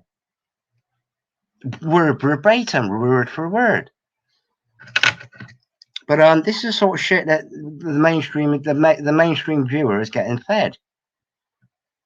So, you know, but I think this light newspaper, I was prompted tonight. I mean, God bless, just God bless everyone, please. But I thank God for putting me in the right place at the right time to spot that free newspaper, because even if it wakes, like we say, if it wakes one person up, you don't know whether that one person that we wake up, might have access to be able to hijack the BBC News and stream a load of YouTube videos, you know, or hijack Jack and Ori and read some of your books, David, if Jack and Ori's still a thing. But the children's the next thing. They said they weren't going to do it to the children, and they've gone out and done it to the children. Nobody's questioned it. Nobody's turned around and said, listen, what about natural immunity? What about letting children develop naturally? What about, I said it the other night, when did a human being stop being able to drink out of puddles and streams and have to have fluoridated, chlorinated water? When did that happen? If we were once monkeys or apes or whatever we were, when did it happen that we evolved to not be able to drink out of ponds and streams and puddles? It's frustrating, you know. Yeah, but I think that, yeah, I think I'm missing these chat comments. I think we're going to win. We can't lose. We're not allowed to lose. We're not allowed to. If we lose, you know, we won't lose. We can't lose. We can't lose. We can't lose. It's do or die. Or do and die. I don't care. We are in, yeah, but we are in the darkest hour. The new dawn is not far off. They know their time is up. Satan's reign is over. Well, he's still there for a bit, but this is a thing about agenda. Okay, agenda is age ender. It's the end of an age, beginning of a new one, and it's a technology. The fourth industrial revolution is a new technological age. It's a new It's a new age, and a new age is technology in the body. Klaus Schwab has said it. They've all said it. Prince Charles has said it. You know, smirking Bill Gates. Gosh, you know, it would take some amount of control if he was standing in front of any of us. I think just to give him a smile and say, "Listen, Bill, give up, mate, or we'll take you out." Just, you know, just stick him on an island. To murder somebody, it's not the right thing to do. God will frown upon it. He would have just said, well, these people are mentally ill, they need help. Put them in a room on their own where they cannot influence the rest of humanity. The Internet of Things, and we are the things. Yeah, no, you can't murder Paul. It's against the law of God unless you're in self-defense. You can't do it. Who's going to pull the chain? Who's gonna wield the sword to chop somebody's head off? Will you do it? I certainly wouldn't kill anybody. I just say, listen, Bill, get in that room. We'll look after you. You're mentally ill. This is what we need to remember. They're mentally ill. Thinking they can be gods. Well, you know, no, doesn't work with me. But no, you can't. This is a thing about retribution in the hands of man, or retribution in the hands of God. You know, this is why it's so important for us to side with positivity. And, you know, we know the things that generate positivity is love, feeling love for other people, you know, wanting to do good by people, not being selfish and greedy, sharing, all these things that generate positivity. All these trolls that come along, I've learned to laugh at them because of what they're doing, and they don't negativize me. I laugh at them because at the end of the day, I feel sorry for them because what they're doing is they're negativizing their being. So in God's book of life, when it comes to the end and the book of life is opened, and it says, Richard, I know you tried really hard to be righteous. David, I know you tried really hard to be righteous. Dave, Paul, apotheosis. We're all trying to be righteous and that would please a creator that just wanted to create an Adam and Eve so that they could enjoy his creation. So when he opens up the book and he looks at ours and he says, okay, so you started off with your heart, you start off as a child, you start off as a baby, your heart was as it was, and then we all failed in temptation, of anything, of all sorts. We've all failed. Not every one of us has murdered somebody, or not everybody of us has stolen something, or, you know, most of us have cursed somebody. Most of us haven't committed adultery, but when there comes a time you say, please forgive me for that, and I'm going to change my ways, repair me, God, Jesus Christ, repair me. You know, he's the example we were given to please God and to positivize ourselves. So when the book of life, it gets up to, well, I was 18, I was 26, I was 40, I was 50.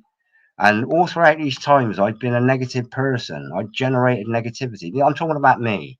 And then I got to a point, say I was 52, and I thought, I know, please God, help me. It's a burden. This negative, all these things I've done in the past that I regret doing, that I'm ashamed of. Please give me that start. This is what being born again is. But all we got to do is follow Jesus Christ. What's the hardship of it? There's nothing, you know. There's no hardship if your heart is beautiful and righteous, and you want to do best by your neighbor, and you want to protect your neighbor, and you want to nurture children to be godly and righteous. You know, that's Jesus was the role model. That's why he came. That's why God came as a human being, so we could assimilate with a human being. That's as I see it. But you know, I've gone off on a number of tangents, and I was actually starting about YouTube, but you know, they're part of the system. But this is when it comes down to hatred and murders. We can't do that. We can't do that because we don't. When God opens the book and He says, "Richard, at 52, you became born again. You promised to try to be as Jesus Christ is and was and is." And so we will look through the book of life, and all these negatives are all the shitty things we've done in our lives.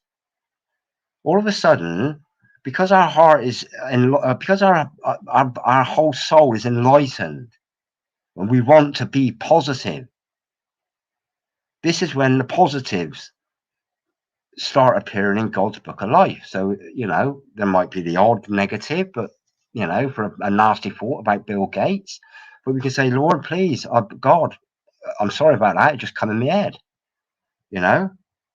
And we can't murder them. We can't murder them. It's not ours. It's not our choice. This is my opinion, you know. And I would stand in front of somebody, between somebody, if they were going to murder Bill Gates, and I'll probably get my own head cut off for this. But I would say, listen, please don't murder him. It will be living your conscience forever, and it will be in God's book of life that you actually murdered somebody.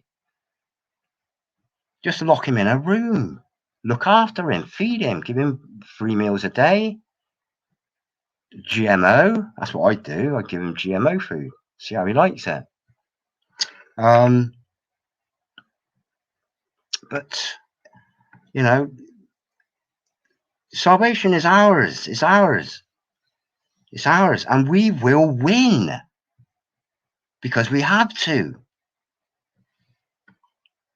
I don't know what more to say. It's the children. It's the children that are next in line. They're in line already. They're already in line. They've already started on the children.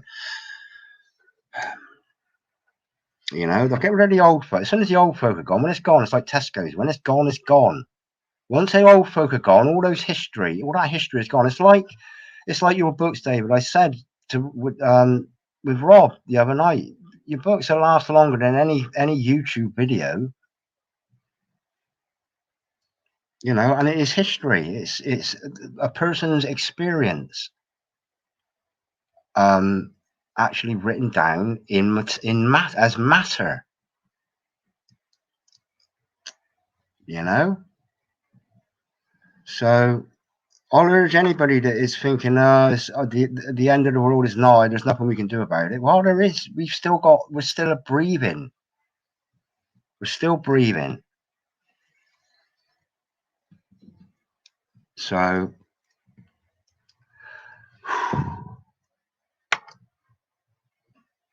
is that right? I am investigating Tartaria too much. It's like an ancient. Is it an ancient region or a civilization?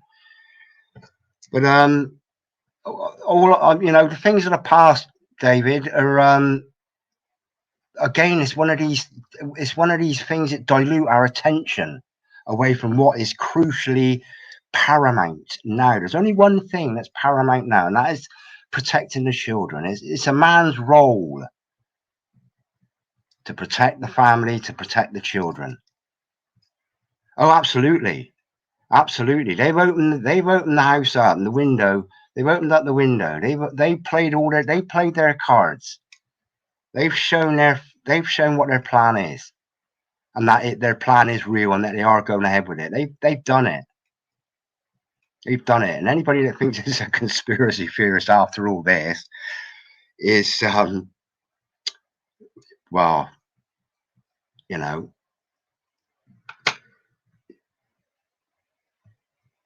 yeah, men are no longer men. That's because it's because the you know, things like tradesmen. People don't go to, you know, I used to go to work with my dad on a Saturday morning.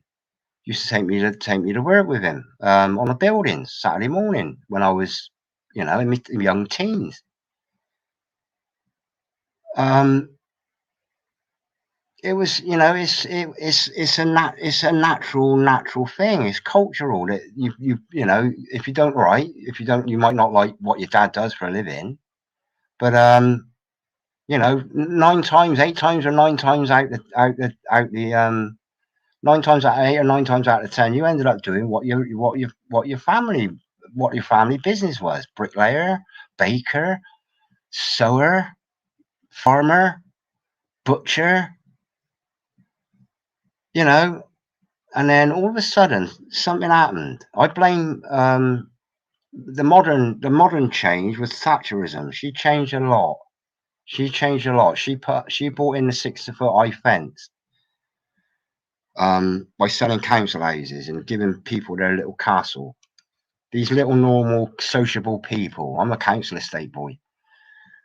I watched it. I watched what happened.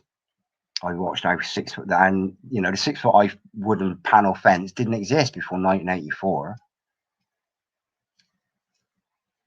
You know, and then all of a sudden, when your Englishman's home is your castle, your English person's home is your castle. Well, it was Englishman's home, wasn't it? Then up come this privacy and this protect me a bit of land, and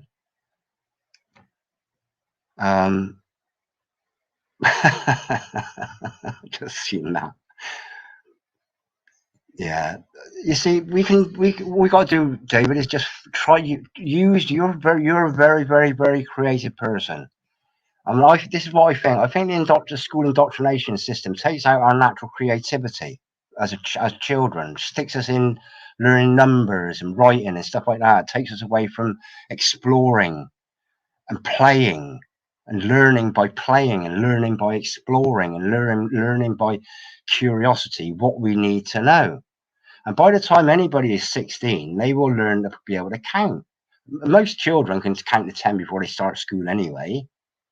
But they introduce all this useless shit like logarithms and tangents, and you know, it's only relevant if you want to further study that sort of depth of stuff. Just let children be children up until the age of, I don't know what, 10, 11.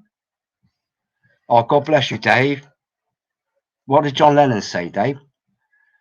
Dave, thanks ever so much for joining us. It's great to get you on anyway. ML, much love.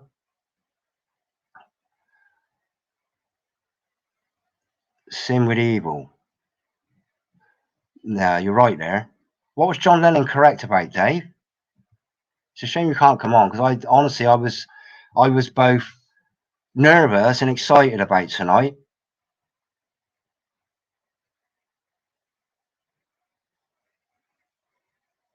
I was nervous, but I was so excited, and it battered me as much as it's battered you, honestly. Damn them. Damn them. Yeah. But we'll get, our time will come, David. Honestly, you know it. You know it. I don't know what to say now. I'm just I'm pretty upset, to be honest. What they've done to you, though, David. Honestly.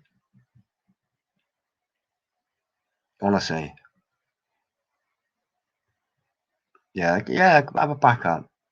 A backup is always good. I got one. In fact, I had a backup for my chemtrail ones. It was called Skywatch, and I got videos. I got it. I mean, this is the thing about my Skywatch thing. Now, back in the good old days before digital cameras, I used to take a lot of photographs. But what I used to like doing was getting scenery that didn't have anything man-made in it.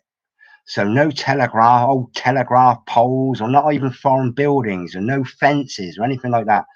It was a challenge, but that's what I used to like doing, was taking photographs of the sky. You know, I got a lot of photographs of the sky. And like I say, like landscapes with nothing man-made in it, nothing at all. And it's quite difficult. But as soon as the chemtrails come along, it totally, it totally blighted being able to take a photograph of a landscape with the sky in it. And because of the chemtrails, they totally ruined that little game. But so going back to about 2016, I've got going back to when I first got my digital camera, which was around about 2000 and, I don't know, 2-ish, something like that, maybe around about then. I got a few photographs going back then. And so I got images of the sky from back then. And what I wanted to do, because I started doing one every day, but if the weather is not terrible, I don't see the point in uploading it to YouTube because it's not a conspiracy. Having a clear sky. So I set up a channel. It was called Skywatch UK, specifically to go back through all the annals of my recorded imagery and upload every single one that I had, right going back to whenever it was, 2002, something like that, right up to the date. Now YouTube deleted that channel, and then I also have one for my allotment. It was called Rick's Allotment, and they deleted that as well. So I wonder why. It's backup. I've got another backup channel, but yeah, anyway, everything about YouTube is, there is a silver lining to YouTube, and it's the fact that that I met some really, really amazingly beautiful people. I've learned so much. The fact that I get spanked and censored, it's frustrating, but I just laugh at it. I think, what are you scared of, YouTube? What are you scared of? Delete my channel, give me a holiday. A lot of people keep their I'll come to something else in a minute about deletion of channels. I've got everything. I've got about a terabyte of footage and of stuff, everything. So when I upload it to YouTube, I don't. That's not the only place I keep my stuff. I keep a copy on YouTube, and I got about a terabyte of videos and photographs, going back years and years. But this is a thing that dawned on me. This is one thing I wanted to talk with you about, David. Was they don't delete channels. They don't delete videos. They just hide them. They gave you your channel back after, a year or something? They didn't delete it. They just remove it from view. So every video they deleted, they got a copy of it. They got their own little history. So, and it was you coming back after so long with just 7.1 thousand subscribers, which has gone down, I've been noticing, in a bit of a purge. Yeah, they don't delete it. They don't delete it, and they brought you back. Good on them. Yeah. But what more can I say, really? YouTube are just, it's a shame. It's such a shame that such a wonderful platform is just has that spiritual wickedness in the high place. What's if mean? Let me bring that one up. No view. What's YouTube and the like are making an example of us people, so we'll put off. Do not delete your channels and FB. Let them do it. They want you to self-terminate. Yeah, absolutely. But I think they're scared of losing us, David. I think they're not so much scared as it's for them, having us here and having you here is a weapon that they can use, because it's the all-seeing eye. It's part of that track and trace. They know where you are. They'll probably, if you start uploading using your using a new sort of like area code for your what they call it, your IP address and things like that, they know where you live. They work out exactly where you live. The whole system is all about track and trace and control. So Project Pogo, I've heard of Project Pogo, and I've heard of Project Ziffer.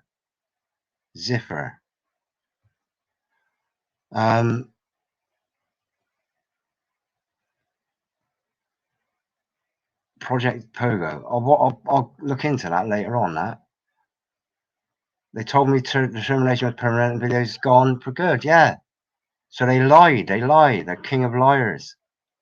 And this is why I wanted you. This is what one thing I wanted to point out, David, was the fact that they don't delete your videos. They haven't deleted your channel. All they've done is just taken you out of circulation. I wonder why. This is a conundrum. But yeah, absolutely. I don't take my phone out. Very rarely take my mobile phone out. If I do, I take it with the battery out and for pre-arranged phone calls. But God, I've been nattering for almost 2 hours.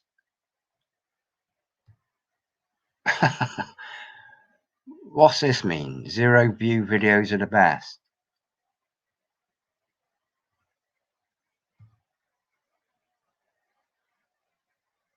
Yeah, but let me just share my screen a minute. I'll show you what I'm looking at.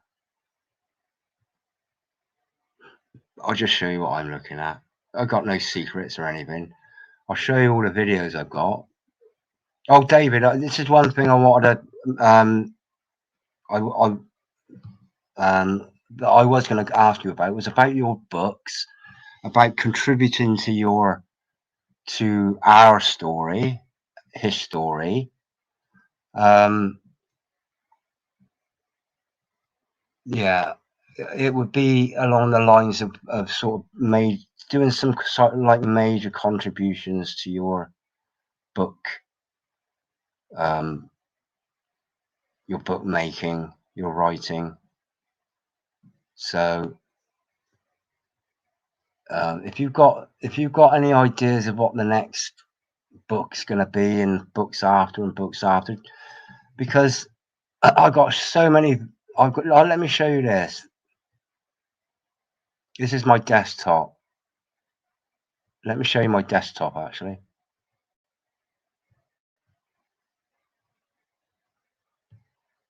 Okay. Oh, let me show you this. This is called US RAF military maneuvers over South UK. It's not that one. This was it. This was flight radar. This is USAF going up to Russia. Okay. It's one of these.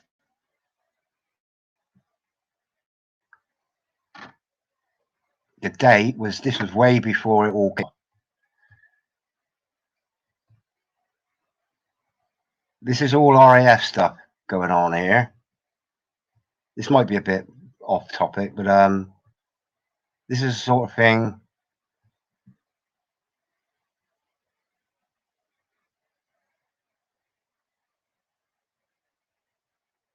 ID, invalid transponder code. We got all these secret, this is over Norfolk, all these secret military. I'll get these in a video because one of them actually shows the American US Air Force actually going up over Ukraine up to the border, and look, ID. It's military stuff. I don't know whether anyone's still there, but this is them, and the date of this is 2nd of February.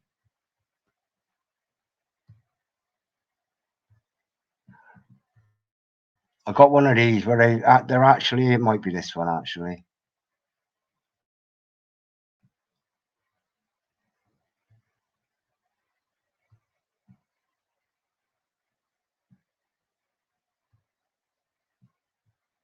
I don't know if you can see that.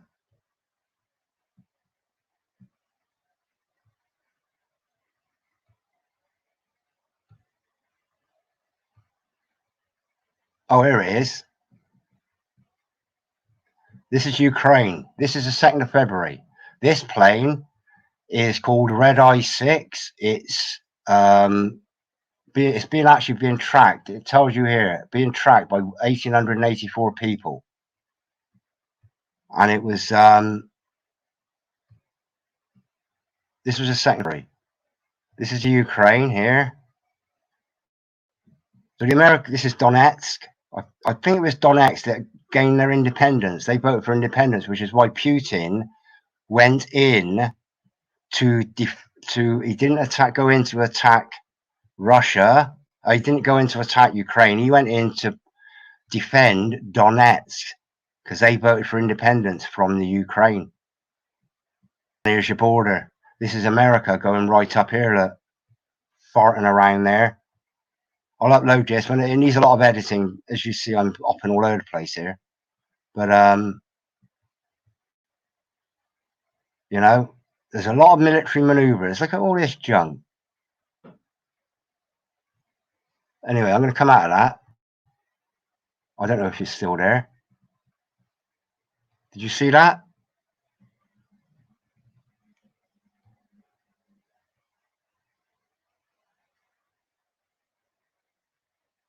Yeah. But that's what it's just literally sort these out.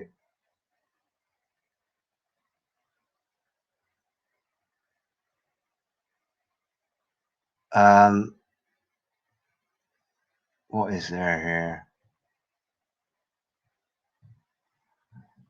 Oh, how about this one? I'm just over. My brain is so much overload. Videos to make.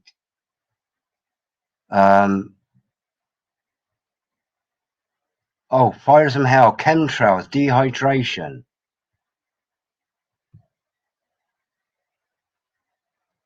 Now, aluminium dehydration.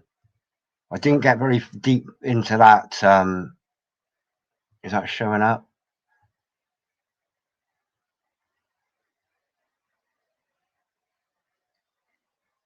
This is like brainstorming is a bit of an issue. No. Let's make that 18. Yeah, and I come across something a long time ago. Aluminium is a dehydrator. And then we've got fires from hell, California. And all these massive fires, Australia, all of a sudden springing up, these biggest fires ever recorded. And aluminium is, I don't know, I mean, you possibly know the like the compound of aluminium that that dehydrates things like trees and soil and people. There's a lot of stuff that is frying my brain. It honestly is. Videos to make. Look, what else is there? Patented humans. This is right. Patenting nature. You cannot patent anything that's natural. Anything that God made, it cannot be patented. Okay, we know that. I've got another one on that. Right. Bernard, oh, I got the use of that. Nature in the rule cannot be patented. Patent law classifies physical phenomena as products of nature. Thus, if your invention occurs in nature, it is a physical phenomenon and cannot be patented. There's a source, legalmatch.com, blah, blah, blah, blah, blah, blah. There's a load of it there. However, from the same source, while simply identifying a product of nature like a gene or a hormone will not be enough to warrant a patent if you are able to purify the product. You may be able to get a patent, blah, blah, blah. Although genes, hormones, and other chemicals are products of nature, they do not exist naturally in isolated form. Thus, if you are able to isolate, purify, or somehow alter a product of nature, that's God's creation, they do not exist naturally in isolated form. Thus, if you're able to isolate, purify, or somehow alter a product of nature, you may be able to patent it. Prepare to be owned by a patentee if your natural being undergoes genetic modification. Right? Monsanto, owned largely in part by, this was going back a while, by Bill Gates, owns patents to its GMO seed bank, which, as the company is or was, has been systematically buying up seed companies left, right, and centre for years, which they've done. Yeah, it's sort of stuff like this, but it's difficult to know what to do with it, really, apart from get the opportunity to vent it on air, really. But this is the thing about altering DNA. Altering DNA means you can be patented, you can be owned, because you're no longer a natural product. You are a product of manipulation. You're no longer God's product, so you can be patented, you can be owned. So, you know, I can get a lot of this in little short stuff, David. If you wanted, if you said to me, right, my next book is going to be about patenting humans, you might have already done it. Just say, listen, Richard, I'm going to do my next book is going to be on about patenting humans. And I've got a foundation there. I've already got stuff written out. Oh, this is a good one. Smart. You think you're smart? You think you're smart? Smartphone. Everything's smart. Smartphones, smart apps, smart cities, smart. Everything's smart. Definition of smart. Now, I knew this growing up as a child. What smart meant. The definition. And so many times this gets deleted in comments. This one. Smart. Definition. Old English. Smarten. Be painful. From Proto-Germanic smarta. Also, source also of Middle Dutch smerten. Dutch smarten. Blah, blah, blah. To pain. Originally to bite. From pie. Smirred. Pain. So, smart. Definition. Old English. Smirten. To be painful. Oh, actually, I got a shorter one here. Smart. Definition. To cause or be the cause or seat of a sharp, stinging pain. I don't know, like having a nail put in you, a really sharp nail. The seat of a sharp, stinging pain.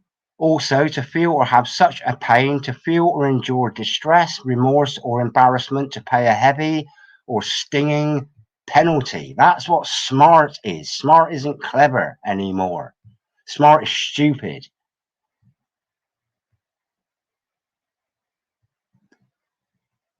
Honestly, David, you know, if you just say, Richard, I'm doing a book on smart people, technology. Smart is, everything adds up to the correlation between language, which Dave Holly was on about earlier on, language, how they flip language, legalese, but they also a lot of words have got double meanings, like the word smart. I always know smart not to mean clever. I've always meant it to hurt. And there's loads of them, loads and loads of them. But smart is so now. Smartwatch. It's the latest thing coming out. Smartwatch. And I'm telling you, we already know smart is a distinct sharp singing pain. It will smart. It will hurt. There's loads and loads. If I ever met you, David, I'll bring you, if we get a chance to meet, I'll bring up my computer and you just say, Richard, flipping out. Some of this stuff. Loads of it. Loads of it. But I don't know what to do with it. Thalidomide, here's one. Thalidomide. Now, this is the thing. Thalidomide was, we know about thalidomide. You know what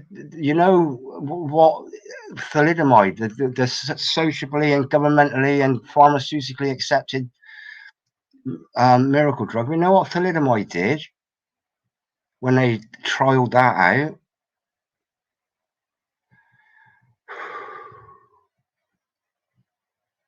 Do you know a way of how we can all stop paying council tax? Yeah, just say no. I did. They're still hounding me, but I just say, listen, I'm not paying for something. Firstly, I didn't consent to it. I told them I'm not consenting to it. And secondly, I'm not paying for something that is fundamentally evil. And what they're doing is they've rolled out quite near to where I live, in a little like a little area. They rolled out the universal credit. They've trialed it. The universal basic income. They trialed it. There is a channel, Paul, that will give you all the legal advice, all the legalese. And there's two types of governance. There's legalese and there's lawful. There's legal and lawful. The two of them are different. Now, what the legalese will tell you now, you will hear this, that common law has no jurisdiction anymore. This is what they'll do. They'll outlaw common law.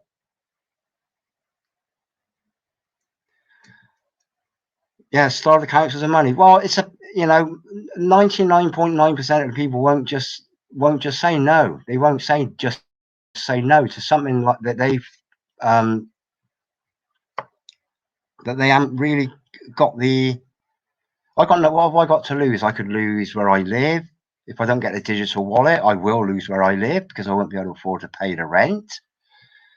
But then again, I'll get closer to God because I will be closer to being Adam. Every cloud's got a silver lining. It's just knowing, and I'm not talking about aluminium. Every cloud's got a silver lining, which it has. This coronavirus thing, to me, is a blessing. There's a positive blessing to it, and what it actually did was it exposed where we are in their script. We are in Revelation.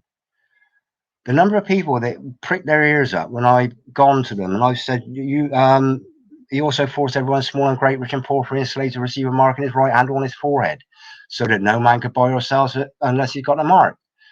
Now, the number of people that have correlated what had happened with the masks, then the passport, the next thing it will be the ability to actually function in society, which will be the chip.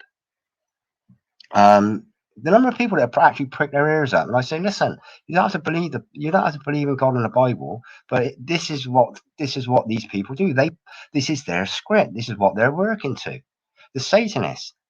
And then I'll give my testimony about being born again and becoming a devout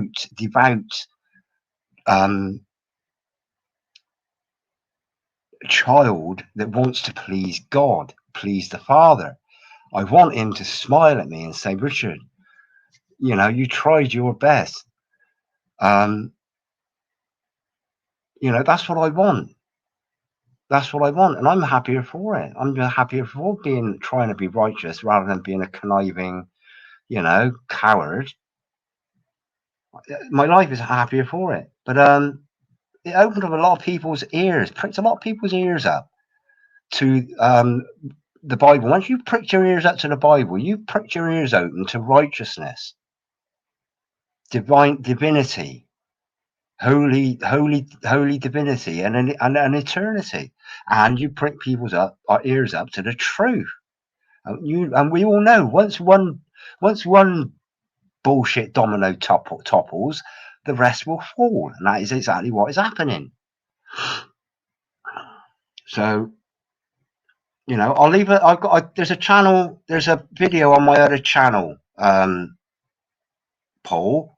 It's called Boycott Council Tax, and there's a link in it. I think it's in the pinned comment, and it'll take you to a chat that deals with like being your own Postmaster General. You know, where you're actually literally your own Postmaster General. I think it's like the highest position in the land, isn't it, Postmaster General? And I actually worked on, I think his name was Tony Robinson, when he was Postmaster General. I worked on his house, his home, massive, huge, great, massive, chalk, stately home he had. One of the wealthiest men in the country, but the highest order. He had the highest authority. Because everything comes down to the stamp.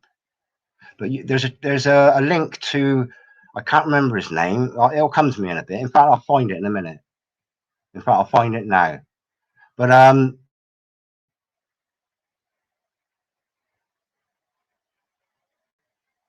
no, probably won't actually. Oh, I can't remember his name. I'll come back here. Yeah, it's legal and lawful, but I'm just saying, listen, I don't want to be part of any of it.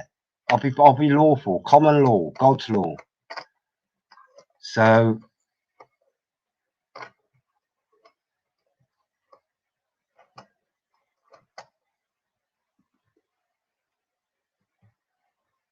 well, it depends what truth are you looking for. Depends what truth you're looking for, Paul. You know, there's varying degrees of truth. There's truth when you're dealing with man. You know, man's constructs like legalese is a man construct. It's corporate entities. I ain't got time for that. I don't care whether my parents gave permission to the government to own me. That doesn't exist. I'm over 18 now. I made my own decision. No, go away, please. Just say no. It's the biggest tool we've got, is to just say no. Please just go away. Leave me alone. It's the best tool we got, is just say no. And other good tools we got is we've got we need, you know, I'm not putting myself on the apple cart, apple crate. I'm just saying, listen, we need courage to not fear. Not fear. They could come around here and put a gun to my head, and I'll say, well, go on, shoot. This world's shit. But this is the thing about this. If anybody come to me and stuck a gun in my face, I would say, listen, do you believe in God? Just turn sides. Do you know what is going to happen to you? You're being used. You'll end up homeless, destitute. This is the truth. There's a way we can talk sense around to these people that are so misguided that they think war brings peace. So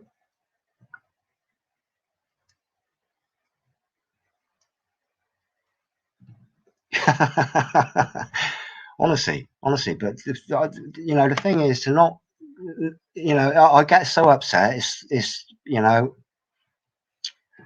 about all the abuses. I get so upset about it. But what can I do if I'm weeping and wailing all the time and getting angry? Get angry, but it's got to be controlled anger. The emotion of anger has to be controlled. You know, slow to anger is biblical, and it is so true. Slow to anger. Think. I think it was like Tony Foote. Tony Benn used to take long pauses when he used to do speaking, like in Parliament. He's doing interviews. He could take like a minute thinking about what about the answer to his question. So if somebody just asks, well, I don't know, let's just say, well, what's your favorite color? He wouldn't, and he wouldn't rattle off, right, this is my favorite color. Oh, that's a bit stupid, but or what's your favorite person in history? And if he didn't, I don't know, he wouldn't rattle off the first person that come into his head. He would actually debate it in his own mind as, well, there's this person, that person, this person, that person, this person, that person, this person. And then he'd turn around and say, well, best person. Hey?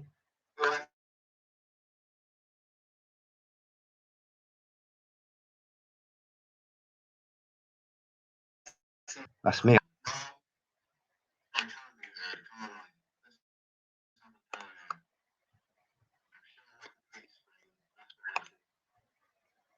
Right, that was me. I still had it open. I had the volume switched down. Yeah, I've seen planes disappear as well. And here's another thing about flight radar. They go lost over the sea, over the ocean. Now, if you watch them going over the Atlantic Ocean, they get lost. So they were pretty much within range over land of triangulation towers, which puts satellites out of. If satellites really were real, then they would be tracked over the sea, over the ocean.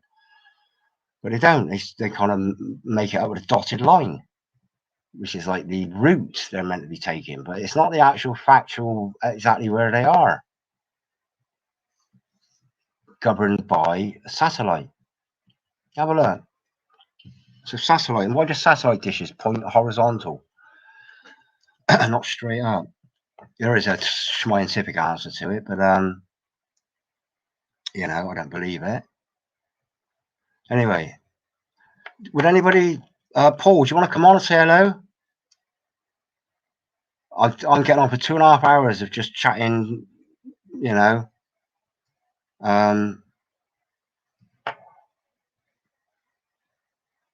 call for backup.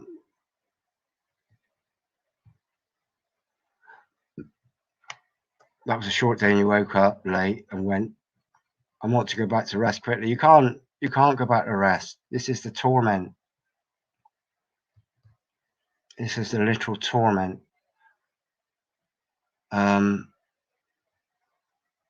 Which it is. It's a torment. It makes me cry. It makes me cry. Child abuse is the worst thing anybody could ever do. Is to be a child abuser in whatever it is, mental, physical, sexual. It's the worst thing ever. It's the worst thing ever. And we're sitting by watching it happen.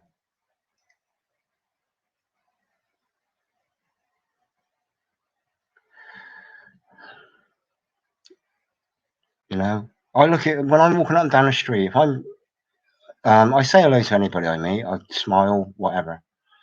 But I've noticed babies, young children, how pale they are, suddenly getting pushed along these pushchairs.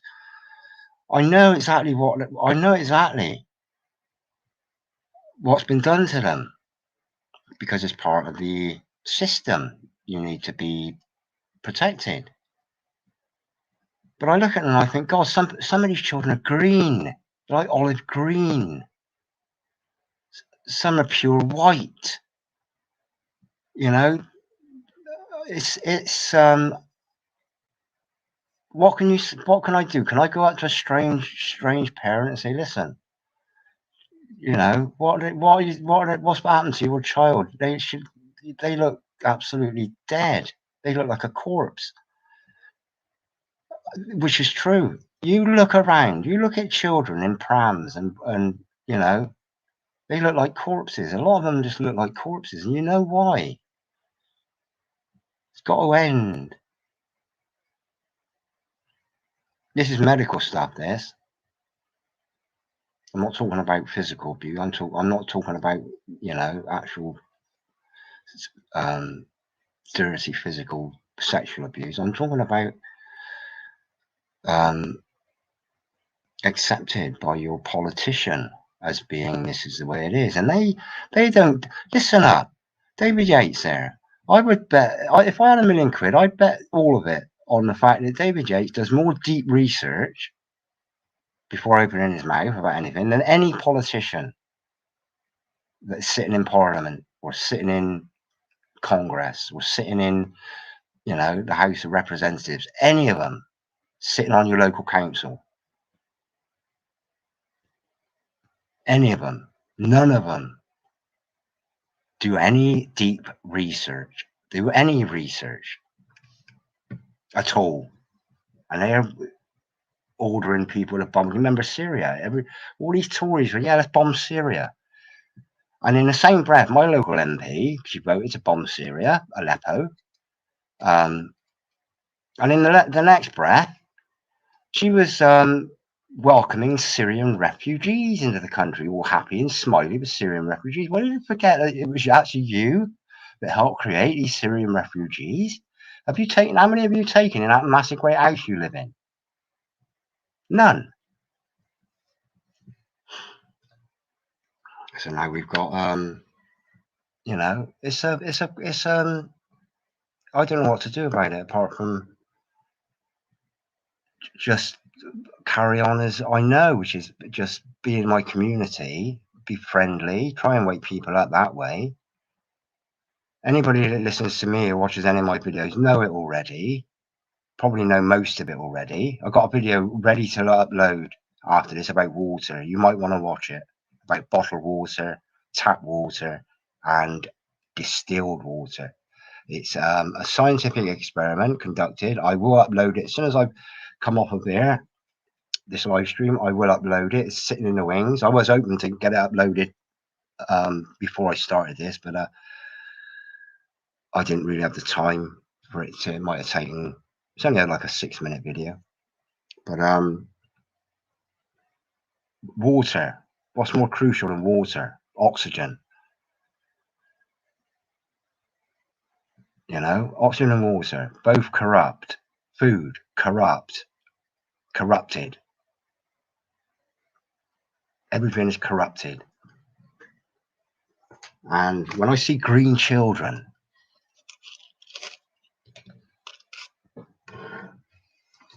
honestly, it sinks in. And I see green children every day. So we need to do something. And I know there's some massive uprisings all over the place that they put out on the BBC. Like the guy that went up to that paedophile Eric Gill. And Eric Gill used to be, I wouldn't call him an idol or a hero, but he used to be a teacher through his books, because he was a letterer and a stone carver and like a monumental mason.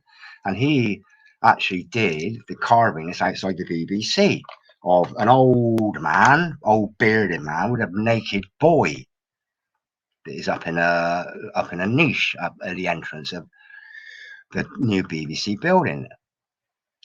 Now, I watched Resistance GB a few months ago. They were getting 10,000, 20,000 protesters marching through London. I know they didn't show it on the BBC, but I actually seen it on YouTube. And there's another thing. I think this went around on Facebook, but I did manage to catch it, and it was this. I'm guessing he wasn't actually a stonemason because he wasn't really doing it very well. But he was trying to destroy. He climbed up a ladder. He got in this niche, and this is a massive, massive sculpture with this naked boy facing outside, facing the street, nothing on, not even a fig leaf. Okay, and there's this guy up there. He'd gone up there on a ladder with a mallet and with a hammer and chisel, and he was trying to destroy this sculpture by, I think it's either by Eric Gill or it was of Eric Gill, because Eric Gill, as it transpired, turned out to be a paedophile, and he was a most highly regarded artist. So, you know, and when I was at college, I was in college 94, 95, 96. He was one of my teachers through books and through the teachers that I had teaching me monumental masonry, chiseling letters, tombstones and things, and doing sculpture and carving. He was well, I call him a hero. He was a sculptural hero because he was brilliant at it. The same as Rolf Harris used to be a hero of mine when I was growing up, because he was such a creative artist that appealed to me, and it's, you know, it sort of inspired me to carry on and be creative myself, and you know, be curious. But look at how Rolf Harris turned out. You know, so all these heroes and teachers that we had as growing up as children, and you know, even I was 30 when I went to college to learn to get my papers in chiseling, and you know, but if you're new at something, you are a child in that profession. You know, if I went off to be a baker, I'm not really a baker. I would be a child because I don't know anything about baking. So all these people we held up as good role models and good teachers, we've been totally let down by them. So, you know, and the BBC, they didn't show anything about these massive marches. 10,000, 20,000 people all protesting right outside the BBC. Funny enough, they didn't report on that. And I haven't come across one person yet where I've said, do you trust your government? And do you trust the BBC? I haven't come across one person that says, yes, I do. So I said, oh, okay, then, well, how come you believed that for the last couple of years? Why come you believed both of them and done exactly what they've told you to do without questioning it? Particularly after Jimmy Savile. They had Jimmy Savile for half a century, and people still trust the BBC. Ooh, the BBC have changed. Oh, they've got Gary Lineker now, and yeah, right. Somebody that gets about £2 million a year talking about football. You know, that world is weird. It's weird.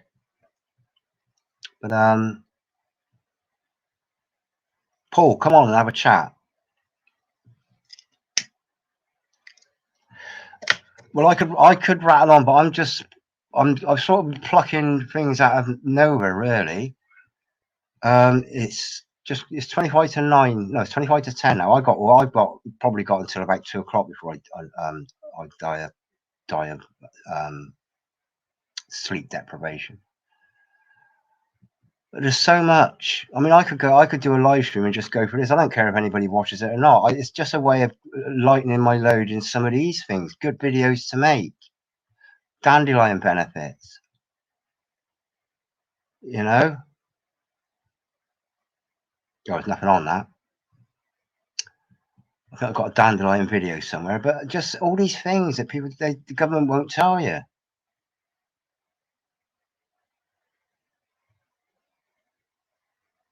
Social experiments, Pokemon.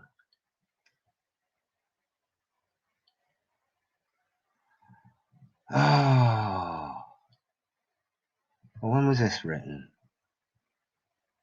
World War III, governments versus the people. Now I haven't got this timestamp, so I wonder if World War III, where was that in?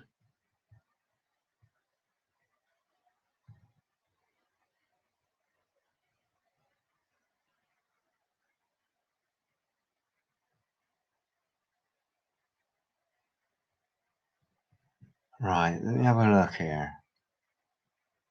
I can't make this any bigger, really. Right, this is the 13th of May, 2020.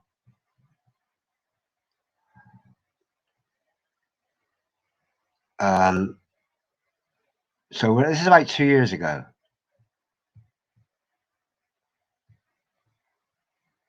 World War III is governments versus the people. Just a note, empty my head, kidding away.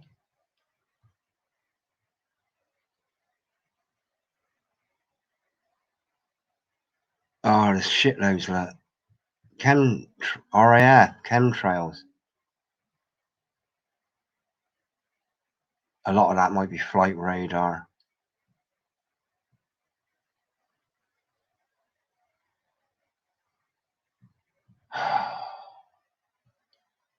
They are. Here's one.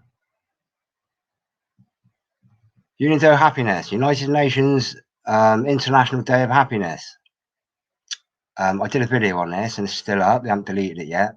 But that translates to 666. And it also translates to 322. That's the United Nations again. You know, in gematria. Type that in. Unity of Happiness. Go to gematrinator.com. In fact, shall I do it now? No, I won't do it now.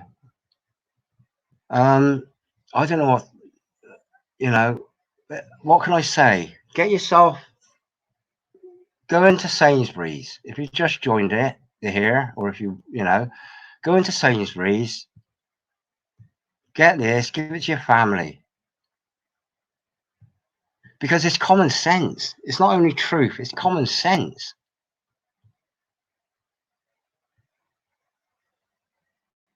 You know, I'm battling with trying to find what the resolve is, but this one just come to my attention as being a potential one tonight. So, you know, something good's come out of tonight, at least. War on free fall. Let's have a look. Which way is the world heading? The Great Deception. That's the latest one, I think, isn't it? February, January. Here we go. The war on free fall.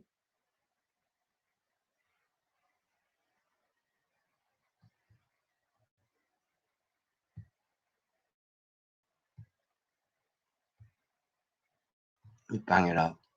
No, I can't do it any bigger than that. Look, you can download it. Oh, there it is.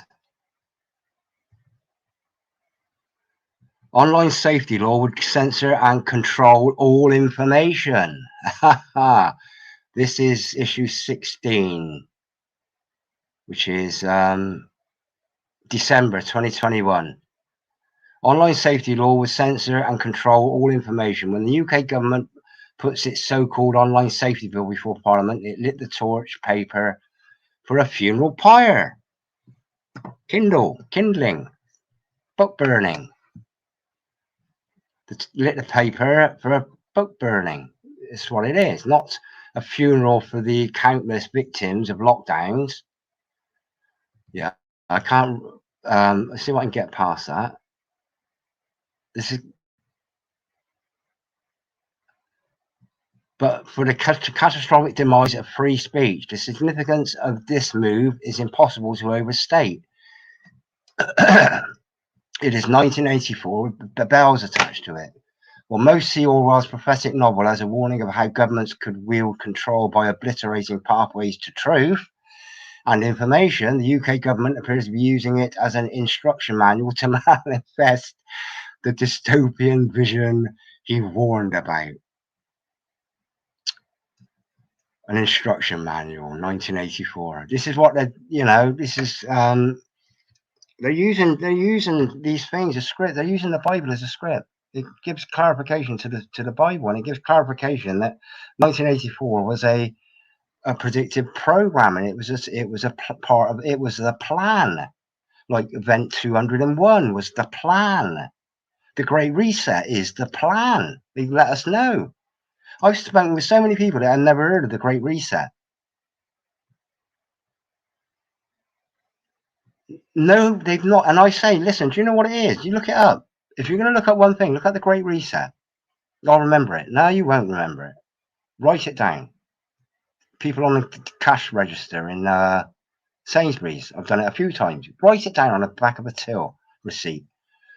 The Great Reset, and it's you will own nothing and you will be happy. And let it sink in.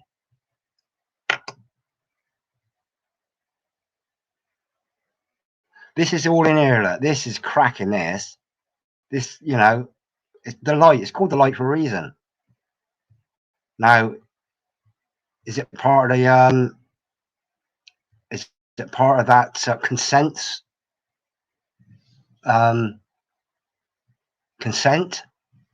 by knowing about it? If you don't say I don't consent to my war on free thought, which I don't consent to it. So I got, yeah. Well, I'm at 2 hours 41 minutes now. What can I say?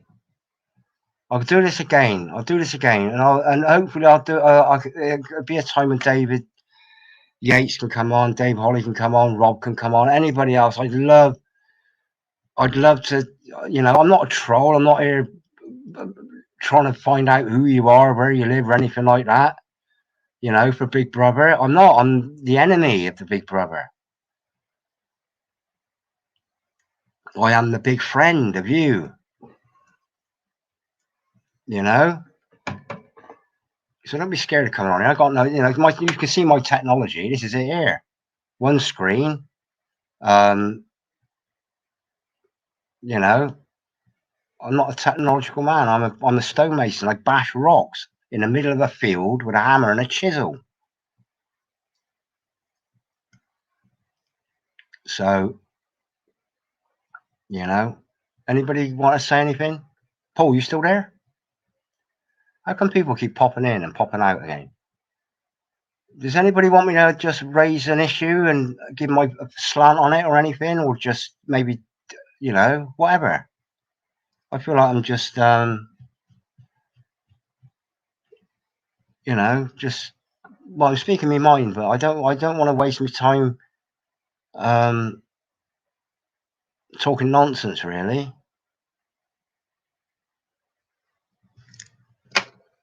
What I will do is I'll plug David's channel again, Amazon.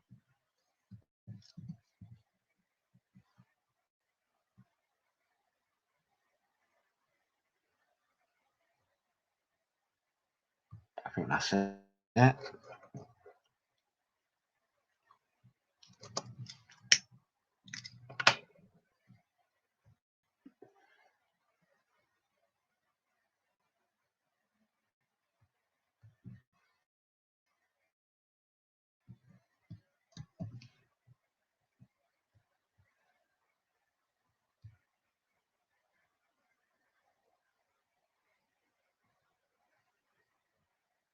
Something about Amazon.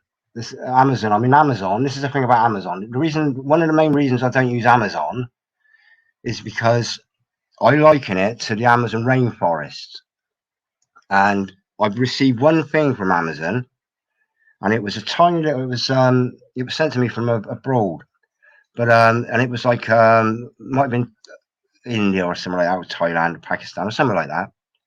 And it was a tiny little box of like natural herbs, tiny little box, about the size of a matchbox. But it came in a box that I could have curled up in.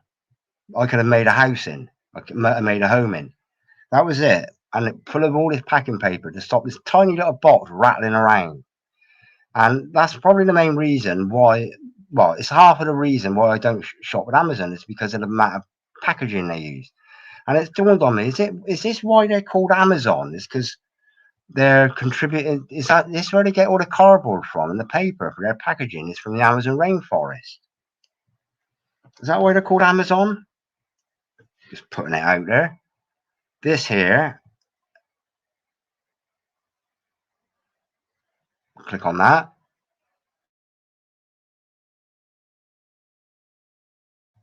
Amazon still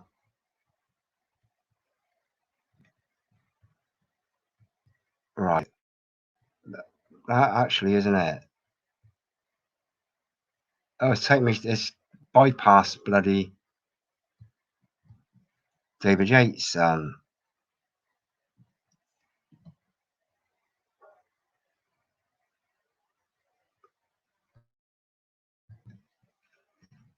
It's right. This is it.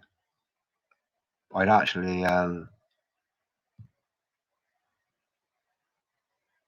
Newest arrivals. Oh no, no, no. No, no, no. Right. Where is he?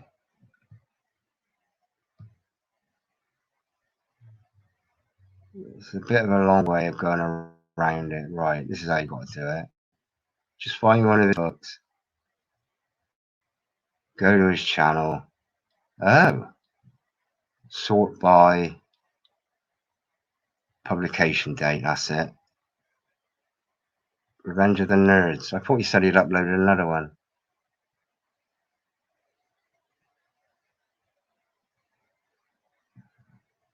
But this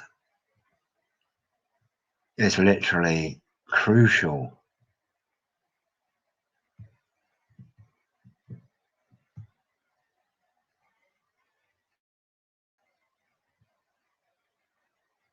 Can we have a look inside? I'm just going to pluck something out of here, actually. Good on you, David. You see that? Even though you're not here, you're here. Right. Who's paying attention? That mentions the old funny word.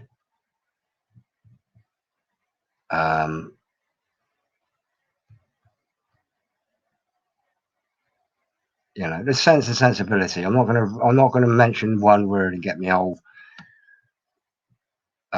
channel deleted just because I mentioned one word. But you know, I'll pick another one.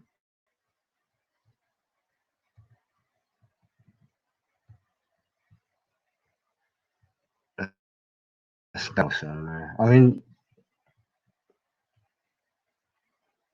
oh, what was that one I looked through? The messenger shoots back. What have we become?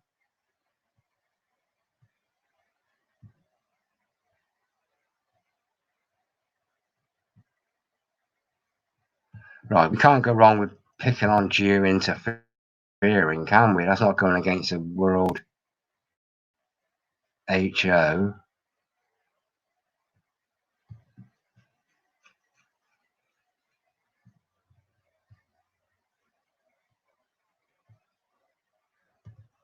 Yeah. Oh, look, patently patented. Yeah, you change a human being from being a human being to being a crossbreed with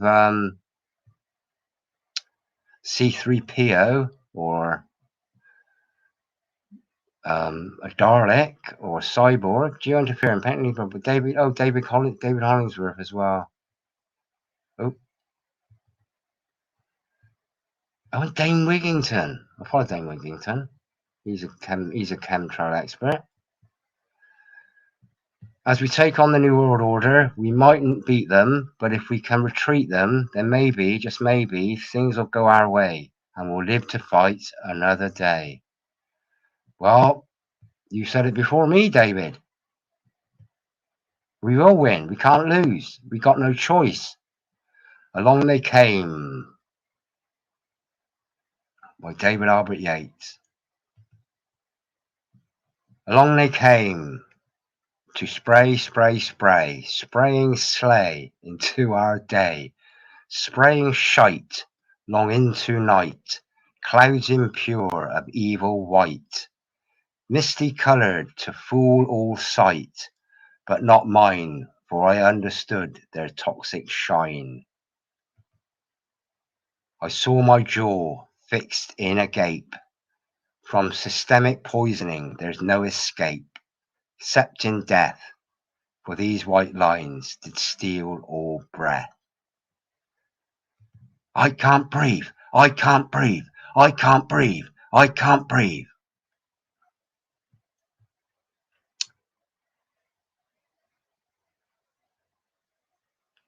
I didn't choose it. It chose me. That's not Dave Holly there, is it? Is that Dave Holly? Hi. I'm just an ordinary bloke with an extraordinary curiosity for truth and hope this book reveals some not so hidden truths to you, the reader. I was born and raised in the heart of England on a beautiful dairy farm in the Derbyshire Dales. It is, Dave. It was a wonderful upbringing, wild, free, and greatly connected to nature. Although I'm not in agriculture these days, I've always remained close to home and have very fond memories of the times we had, especially the glorious summers and the proper harsh winters of the 1970s and 80s that we used to have.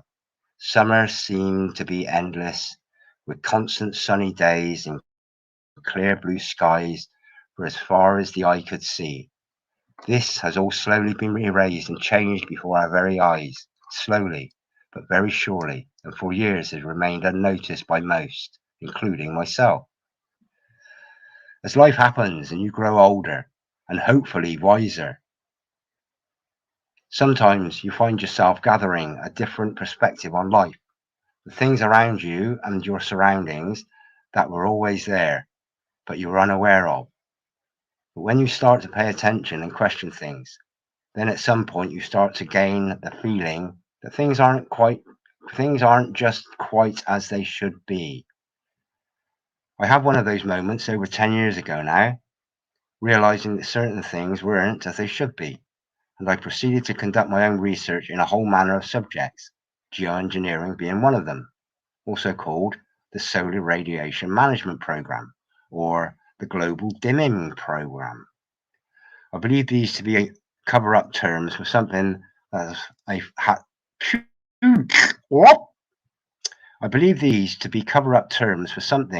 that has a far more sinister agenda behind it.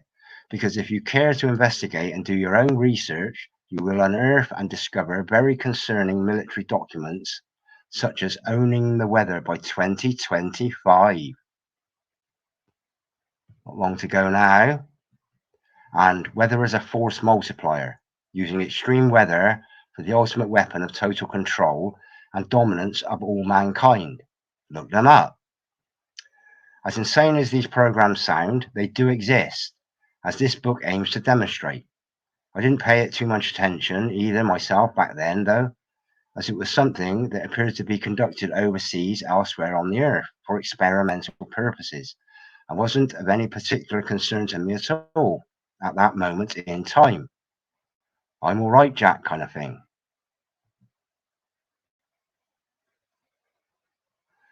But on the 10th of June 2015, all that changed whilst on a drive to Leek, a market town up in the Staffordshire moorlands. I was suddenly confronted with what can only be described as a scene resembling hell on earth. As I arose over the crest of a hill en route, I was greeted with a sky loaded with etch-a-sketch patchwork stripes that had all oxidized into a vivid pink colour. It was everywhere. The sky was literally full of them, creating a chemical patchwork veil over the sun.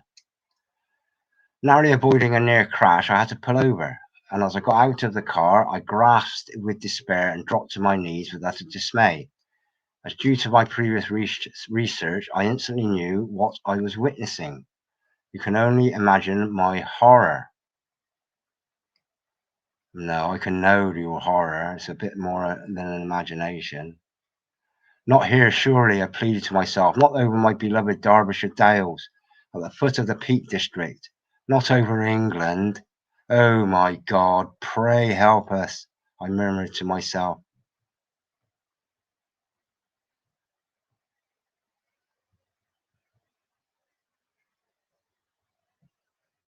I'm going to leave it there, you'll have to buy the book. But I think that's Dave, isn't it?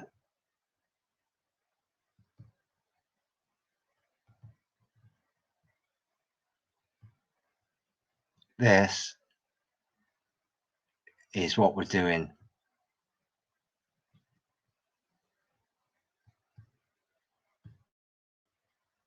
Okay, right. I'm gonna come back here just to see if anybody's still here. Oh, it's 3 people still here.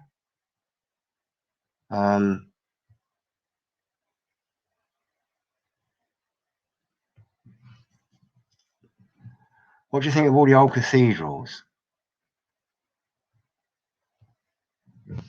we can build cathedrals now, do you think, with the same precision? Yeah, absolutely. Flat is flat. Everything is geometrical in one way or another. A curve, you make a ball. If it's making a ball out of a cube, everything is done in little flat lines. Everything is flat. You make little flat surfaces, and like even making a cube, you make a flat surface. Even making something like an ovalo or a cavetto, like a ball nose or something like that. Everything is made using flat surfaces, tiny little flat surfaces. So all you need to know is know how to chisel a bit of stone flat, and not twisted or out not twisted. Yeah, it's just people.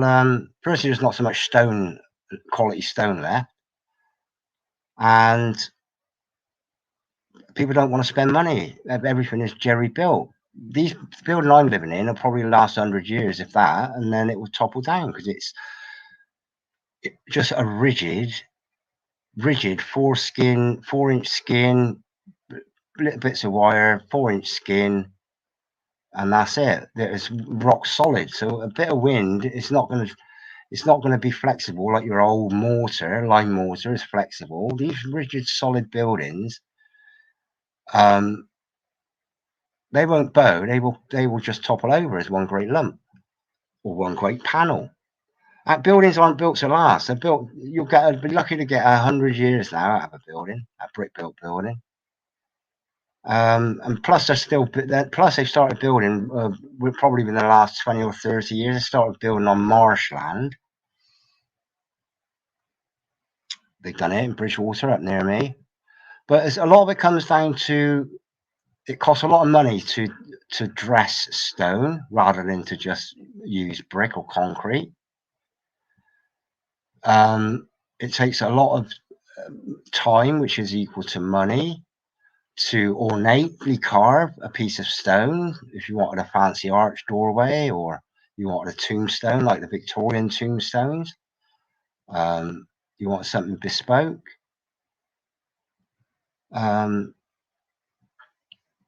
And yeah, there's no respect, there's no joy in construction. There's no joy in construction, modern construction, you know. And fundamentally, to be a stonemason, the fundamental thing for any human being really is to be able to build a shelter. And you can do that using dry stone. You don't need mortar. You don't really. All you need is you can be taught how to do it properly, or you can just pile stones upon stones upon stones, like a child would do it. And if they fall over, eventually you will learn how to make a dry stone wall so it doesn't fall over. There's certain guidelines to it, like have a big footprint and a narrow top. Bigger footprint gives it more stability, but fundamentally, dry stone, you know, I'm not into ornate stuff really. It's my job. I wouldn't live in a really ornate house. Out of choice, I wouldn't build one for myself.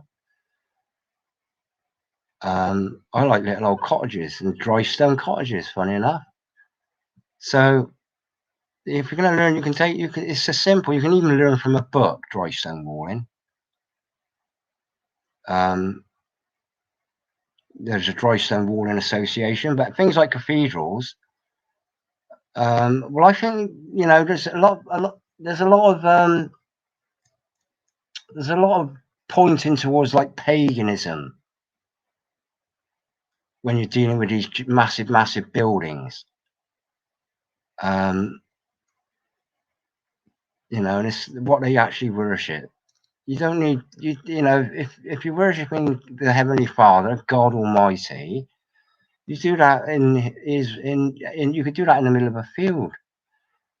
You don't need something massive and ornate with like 500-foot spires, or it's not needed. It's for pomposity.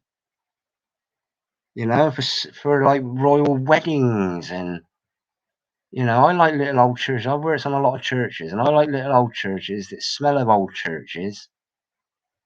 There's something so unique about a church that has been specifically built for people to congregate and as a community and to praise God and give thanks to God, but ultimately it's to be in a community and be in the company of other people like yourself that want to be want righteous guidance. But then you step in a church, you step in any church, it's a totally different realm to outside. Even if it's a pagan church, even if it's all sun worship and you know, any of these denominations like Church of England, like you step in a church, the atmosphere is in there. It's a good atmosphere because the people over the years have gone in there, the meek that go in there to please God. Now that energy is there. Just because the church might be there to worship Satan or the sun or Apollyon or Mary, it's the energy that is taken in there. And most people go in there to worship Jesus Christ and to give thanks and praise to Jesus Christ and God. And that is the energy that remains in the stones of buildings. And the stonemasons, the ones that work the stone, is a trade of honor. It's like any material that is natural, like wood, even brick, all these natural products that are worked by hand. Coppicing, people that work the forest, that tend the land. There's a direct connection to the natural, not the patented, the natural creation.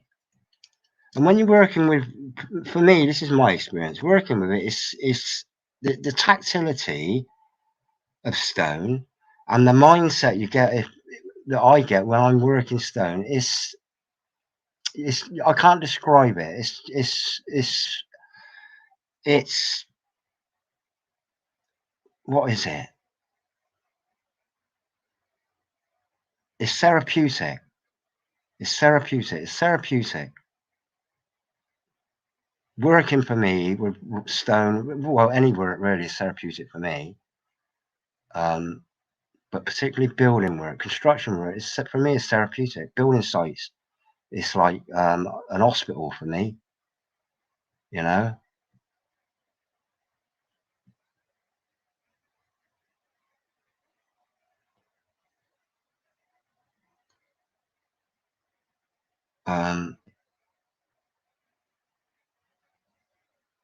Yeah, but anyway, I'm up to 3 hours now. Oh dear, 3 hours and 3 minutes. Gosh, 33. Well, I'm up to 34 now. That's all right. All right then. There's 3 people in there. 2 of them are trolls and one's Paul. Oh, David Goddard. Yes, this all came to me also about Amazon packaging. Yeah. It's quite weird, really, because I think they use the where is that comment? There it is. Yeah, this was the thing, because I think they use something like, they say like it's A to Z, don't they? Is that the one? A to Z, from A to Z, everything from A to Z. But no, it's not. On. What's the on bit then? And what's the MA bit? It's Amazon, because, you know, they're taking the piss. It's because they're using so much packaging. Let's sling another link in. I'll sling a link in here to that book if you want to finish reading that article by Dave. Hopefully that'll work. But that's the patently patented about chemtrails. Dave Hollings. Is it Hollingsworth? Dave. So you can go out there, but you know, at the end of the day, I've said it before. Book burning, the 1933, when there's a lot of Jewish authors that were picked on, but throughout time there are people that aren't Jewish. There's like German authors and Austrian authors, and you know, the likes of Wilhelm Reich and Nikola Tesla is another one. You know, all their paperwork was stolen. Everything now is online. Once they flick the switch, and they will do, we know it. They'll flick the switch. They'll say, Richard, you're not, you haven't got your internet passport. It comes with conditions. You're not allowed on the internet. So everything you've uploaded and everything you want to watch, you can't, because you can't access the internet. And I'll say, oh, that's all right. I got some of David's books here.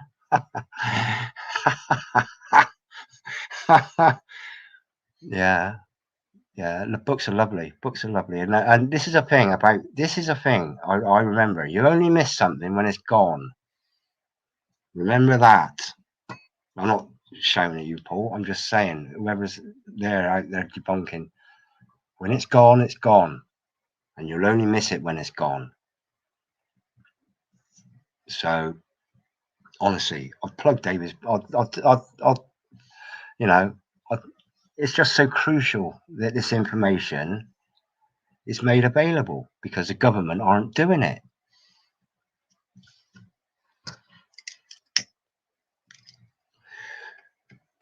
Paul, let's look at old buildings, and I'm amazed at the precision, but all modern buildings are just thrown up. But there's still a precision in modern buildings. There's still a precision, there's still plumb and level. There's still flat and curved. But much of the stuff these days is done by machine, like brick manufacturing. Brick making used to be done in little. There are a few dotted around. I think there's a couple up in Salisbury, up around Salisbury, that make handmade bricks, hand-thrown bricks. But after the war, they needed to mass-produce bricks to repair all the blitz, all the damage. Which is where you get jerry built. Jerry built was just like thrown up quick because they needed to build houses. But yeah, modern buildings aren't just thrown up. I mean, a gang of brickies can probably build a good shell in 3 days. 2 stories, you could probably get, well, let's say, yeah, so 3 days, safely 4 days, because there's only a certain amount amount of courses you can lay. But say just say you could probably get enough people on it at the same time, all working in unison. You can build a house, one of these modern houses in next to no time, a few weeks. But yeah, they are thrown up. They're thrown up for a reason. They're thrown up because they're not built to last. Because I guess because they know that a human being won't last. As a human being, when given a human being even a 1 up, 1 down, with a separate kitchen and a separate bathroom, a separate bedroom, and a separate lounge. Wow, that'll be a luxury for a lot of people, because what everybody will end up in are called smart houses, hermetically sealed.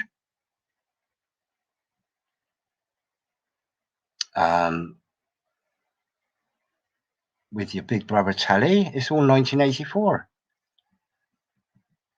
And, it'll just be 1 room, just like a prison cell, just like a cell in the police station. Toilet in the corner, bed, one of those itchy blankets, no pillow. So,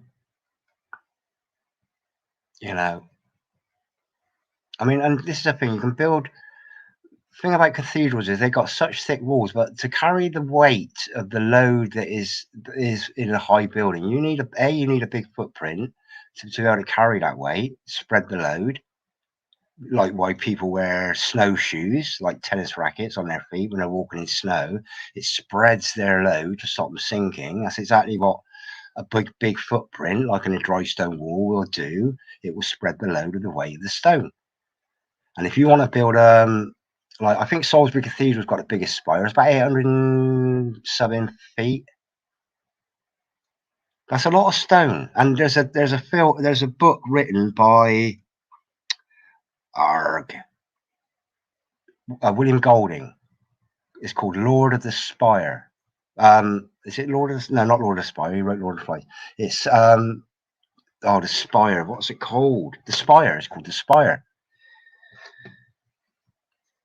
And it's about the clergyman, the head clergyman, the head priest or vicar, wanting to build a cathedral, but you want to build the tower. You want to build a spire bigger, taller than was recommended by the master mason. Now, the master mason wasn't a Freemason. The master mason was the master stonemason, not the master Freemason, not the master of the lodge. There is a master mason, and the master mason used to be the stonemason. He's the one that knew everything, knew what there was. Well, nobody knows everything.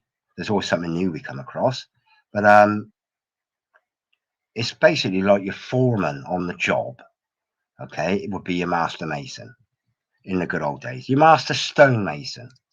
Now, Freemasons are just people that don't don't really want to do anything. They want to dictate without getting their hands dirty. That's the definition of a Freemason.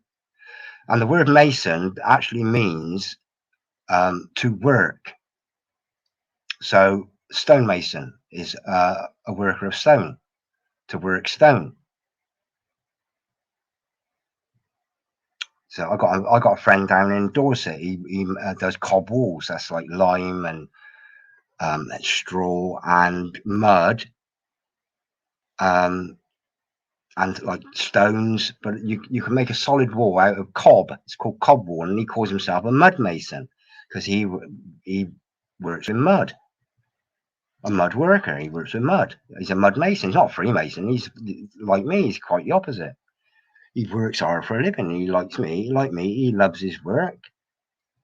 So, you know, the Freemasons are just people that have a dominion over a lot of people. Generally, they either have a lot of money or they have the control over a lot of people. Like they might have a business that's got, I don't know, 100 people working for them. They've got an air of authority about them, and they can command a lot of people, which is what the Freemasons like. They want people that have authority. So, but yeah, but traditionally, your master mason is a stonemason.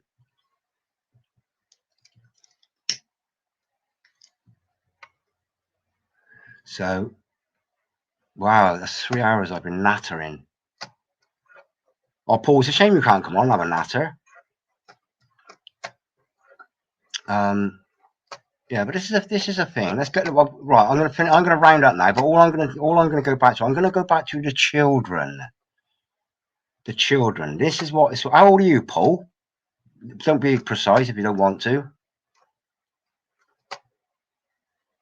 I like to ask because, or I like to know because I'll pigeonhole you at some point in our history. So if you were born in, like me, 1964, you will have the same similar experiences of society and communities and politics.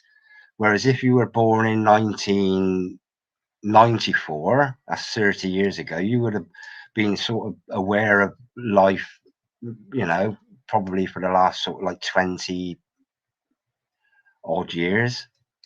I'm just curious to know the ages of people, really. But this is the thing.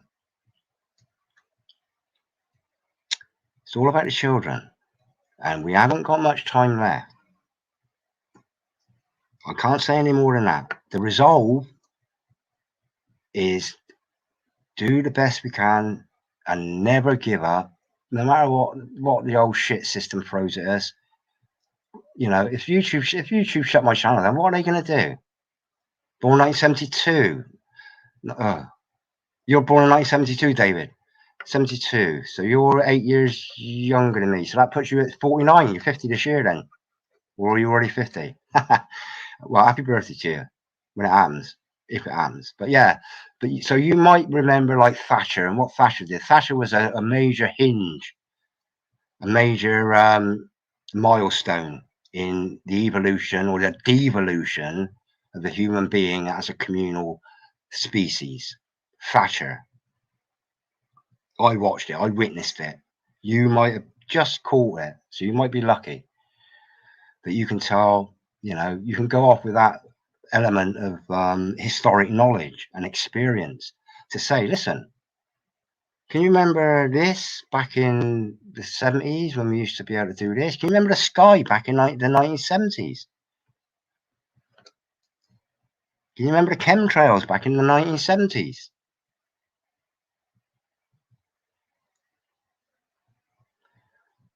No, you can't, because they didn't exist back then as they do now.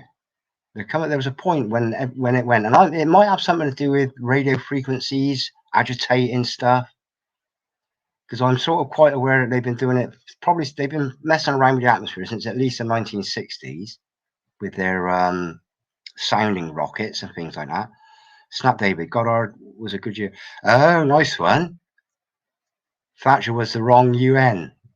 Yeah. Oh, look at that. So we're pretty close actually, because if you're at the point, because a lot of people say, oh, Thatcher, yeah, she won the Argentinian War. Every leader needs a war. Every leader needs a conflict to come out as a hero.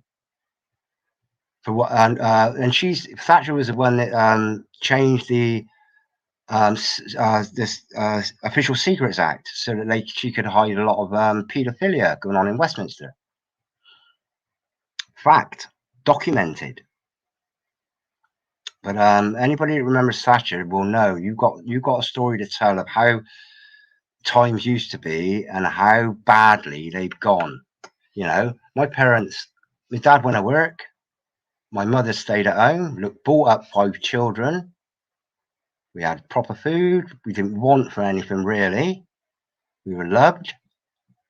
And that was with just my father working. My dad was worked. He worked hard. He fell asleep every time he come home on the couch. Within half an hour, he was bang. He was out. But nowadays, that was bringing up 5 children. Nowadays, 2 parents going to work full time, struggle to bring up 1 child. What's gone wrong? What's gone wrong? You know, but so you will understand that there was a pivotal point, and you will have experienced it. How even just by going by that, one parent working can bring up 5 children. 2 parents working can't even bring up 1 child. So something's gone wrong somewhere. I'm at 3 hours 18 minutes. Oh gosh, talking to myself. Oh no, Dave Ollie was on earlier on. But and Rob popped in, and shame about David Yates. But David Yates, you will be back here if you're listening. You come back in here. You're here. You will replenish the earth, mate. Honestly. But you know what we got to do. But let me get that out. Yeah, old buildings. The reason I live in Taunton, Somerset. I'm from Bristol originally. Yeah, we could have built. There's nothing difficult in putting a stone upon a stone. There's nothing difficult in making a knobbly rock flat so that you can get a nice thin joint rather than like a barn made of knobbly rubble. People learned how to dress stone like the pyramids. There's no mystery to it. The mystery is how they move these massive stones. But again, there are that if I've moved some massive stones in my time on my own, and there's always a way to move a massive stone and lift it up. So, what line of work are you in, Paul? Yeah, we could build them. It's not, you can go to college and learn how to shape the stone into whatever shape you want it to be. And then all you've got to do is, even like tracery windows, it's all fundamental basic stuff that is learned, is taught and learned and handed down over the generations. It's as simple as that. There's no mystery to it. Like I say, the only mystery is if you put your mind to anything that is to do with creativity and nothing to do with technology. You don't need technology to do, you know, to move massive great rocks. You need technology if you want to move a load of massive great rocks in a really quick amount of time.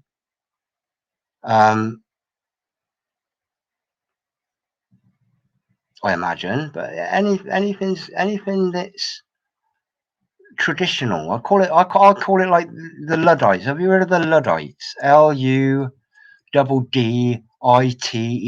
Now the Luddites were they were an organisation. They might have even been some sort of political party, but they were an organisation that were of woolen.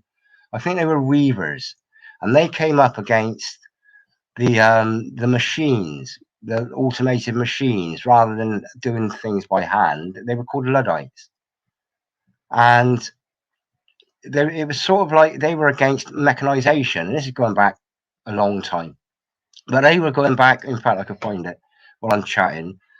The Luddites were against mechanization.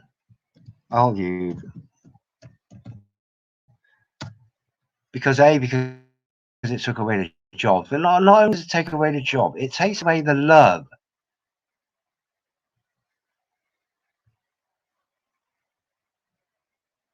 Anything made by man has been made with love. Anything, well, not anything.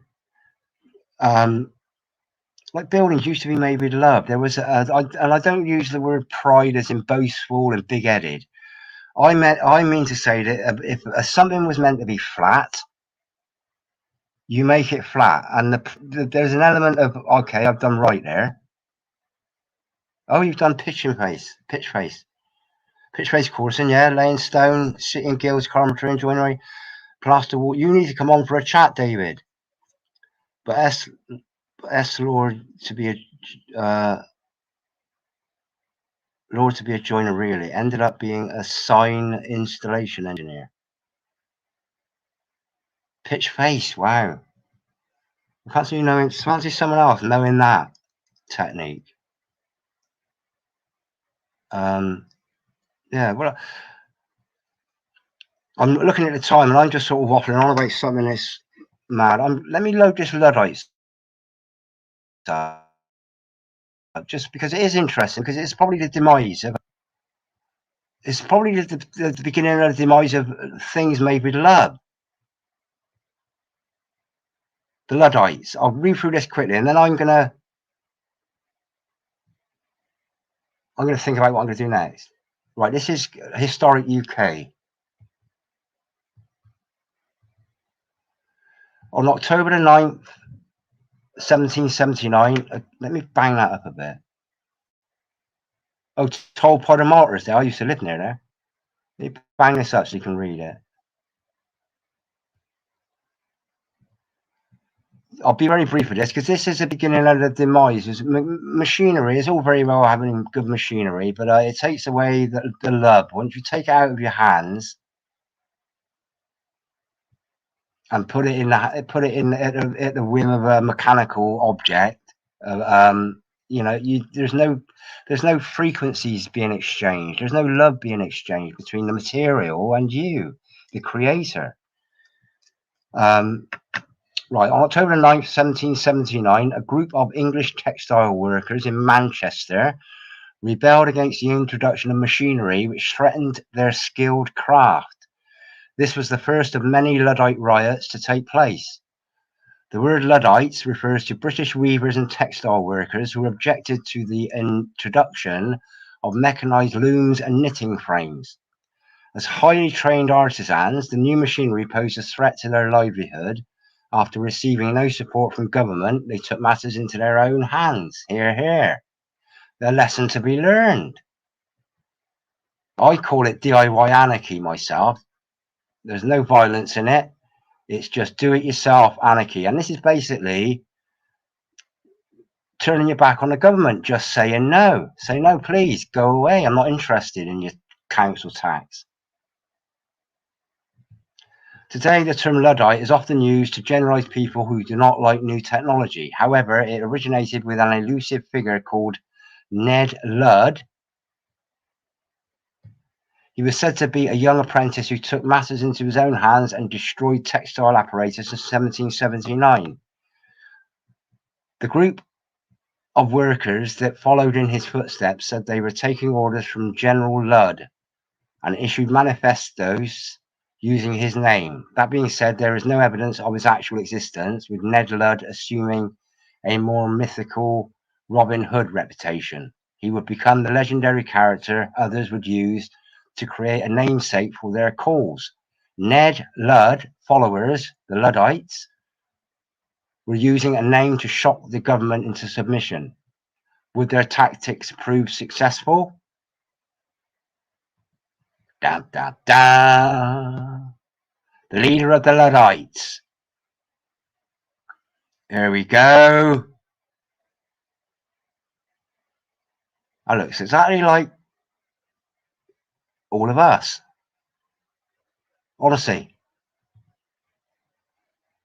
I don't wear a dress, but the leader of the Luddites. The Luddites were not, as has often been portrayed, against the concept of progress and industrialization. There's that word there, look. Industrialization. We're now on the cusp of the fourth industrialization. As such, but instead the idea that mechanization would threaten their livelihood and the skills they had spent years acquiring.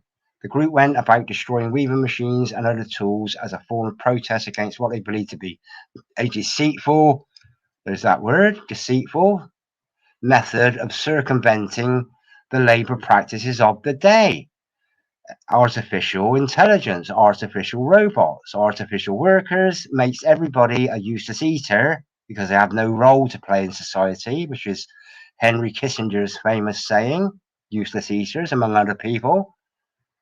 That's what we will be once. It's like the old age pensioners. If you don't, when you stop paying tax because you become a pensioner, retire from work, you are a useless eater. You don't contribute to the tax system. You actually drain it with your pension. Same with the homeless, useless eaters. Same with the unemployed, useless eaters.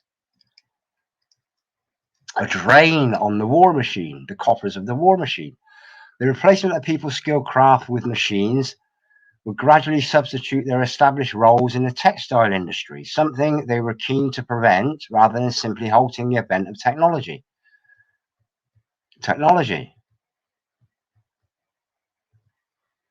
This goes on for a long time. But fundamentally, what I'll actually do is I'll bang that link in here as well. If anybody's interested in it, and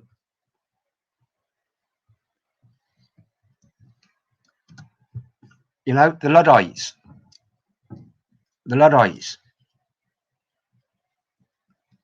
that's what we need to be, Luddites again. Only we are against technology. We have to be.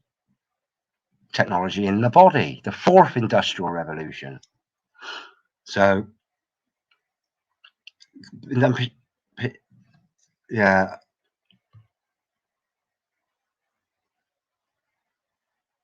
So we'll been done pitching, facing, coursing, and laying stones, sitting girls, conjuring. Oh, I just put that up, haven't I? Yeah, but I mean, fundamentally, listen. If you give a child a pile of bricks,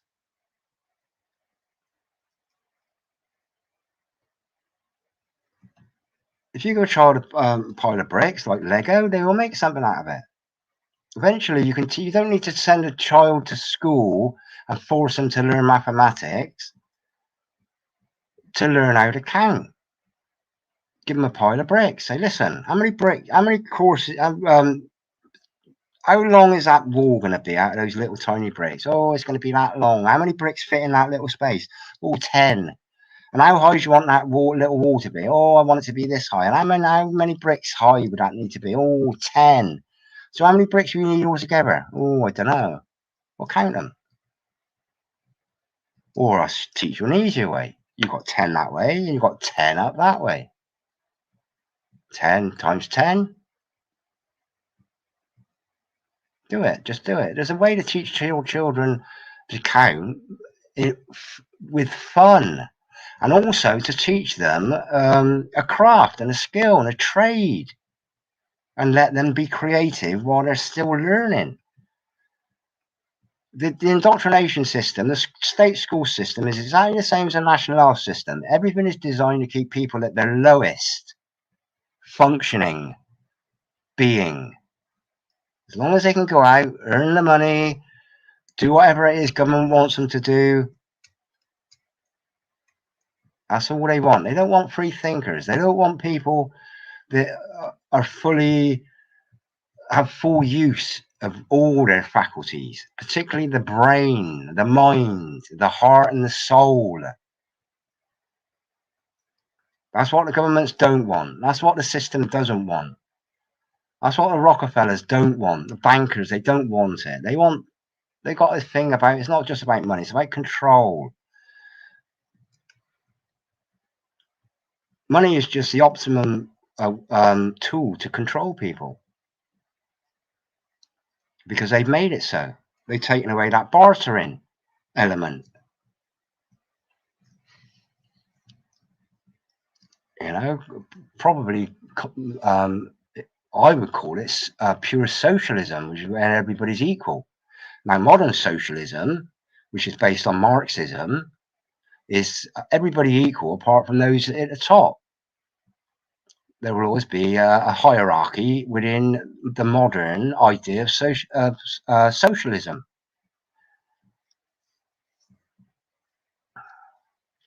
Was the beginning of mass production and the start of the rise of the machine? It appeared to be, yeah. Yeah, it appeared to be, David, yeah. I get the impression old Henry Ford wasn't particularly proud of all his accomplishments. Well, did you know that Henry Ford, I don't know too much about Henry Ford, but did you know he actually made a car out of marijuana, hemp, and they didn't like it. I think it was the steel industry didn't like it, so it's one of the reasons why hemp was outlawed, just because it's one of the most, oh gosh, it's one of the most useful plants on earth is your old ganja plant, hemp, for rope, the rope industry. I think when they went over to nylon, they outlawed the use of hemp as rope. You know, it's a cure for various psychological and physical issues. CBD oil is well established now as a benefit to a load of health issues. And was it run it on hemp as well? Yeah. What do they call it? Oh, it's got a name. Not ethanol. Is it ethanol? Where did you get the impression that Henry Ford wasn't particularly proud of his accomplishments? Because if they said to Henry Ford, listen, that's a fantastic car, we can't have that. It's too good. It's cheap to produce. It's cheap to manufacture because it's made out of plants. We've got to do is chop the plants down, turn them into some sort of rigid fabric, probably a bit like, or possibly a bit like, what's that modern stuff we got? Fiberglass, not fiberglass. It's Henry Ford, but well, maybe it was like Nikola Tesla or Wilhelm Reich. They've come up with really fantastic ideas. Like the native indigenous people of all nations. Africa, the now America, just the people that lived off the land, lived with the land, looked after the land. When it's gone, so you look after it. You don't kill all your chickens. You don't kill your one cow. You keep a cow and you feed off the milk if you're that way inclined. Or you don't kill all your chickens, you feed off the eggs. Was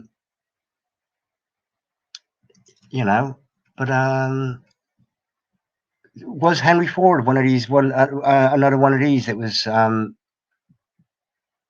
victimized if he didn't, if you don't think he had a good impression of himself. N50, 1972. I got a brother who was born in 1971, I think. Yeah, but Henry Ford got rid of the battery car. Let me pop that up. Yes, Henry Ford got rid of the battery cars. We was more environmentally friendly way back then. Like the milkman, electric float, yeah. Recycled bottles, yeah. Green grocers and paper bags, yeah. All of those. We still got green grocers in my town. An independent green grocers, Granny Smith's is called. Probably one of the last surviving independent, long-standing outlet services in the town, really. A few chip shops that are old, but if they're any good, chip shops will never go out of business, and they didn't shut down in the demic. The green grocers, they're doing well, the green grocers, because they're battling against these massive stores, which is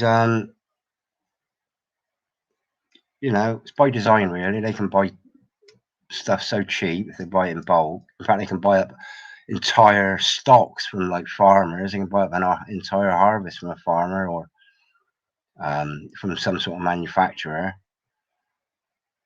So there's none for anybody else to sell. So the whole system's pretty corrupt, really. Like your Amazons. Look how much money Amazon made in extra profits over the last 2 years.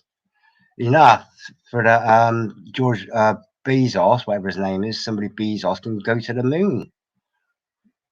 Fly to the moon. He did a moon flight, didn't he, with Kurt, Captain Kurt.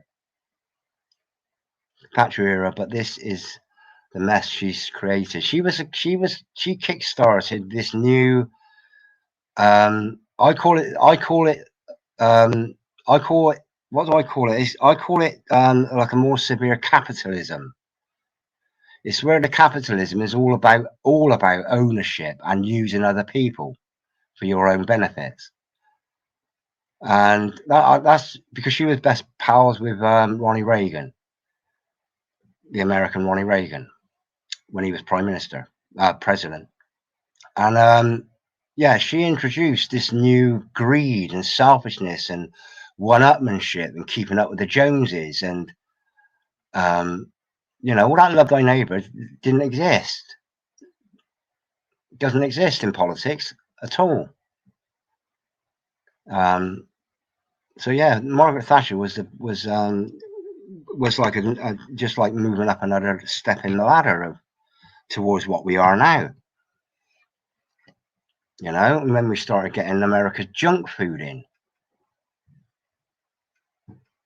You know, so I'm at 3:38. I was gonna go. Oh gosh. Well, it's only 20 to 11 actually. It's 22:39 here in the evening, so I could whitter on for hours about all sorts really, but should I? Should I? I want to upload this water video.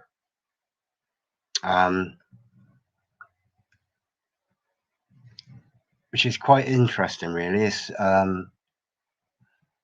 I won't play it now. No, I won't play it now. It's about 6 minutes long, but I won't play it now. I'm getting close to needing the big boys' room, and I've got a cup of coffee here, and I've just taken about 2 sips out of it. It's quite cold, which I don't mind.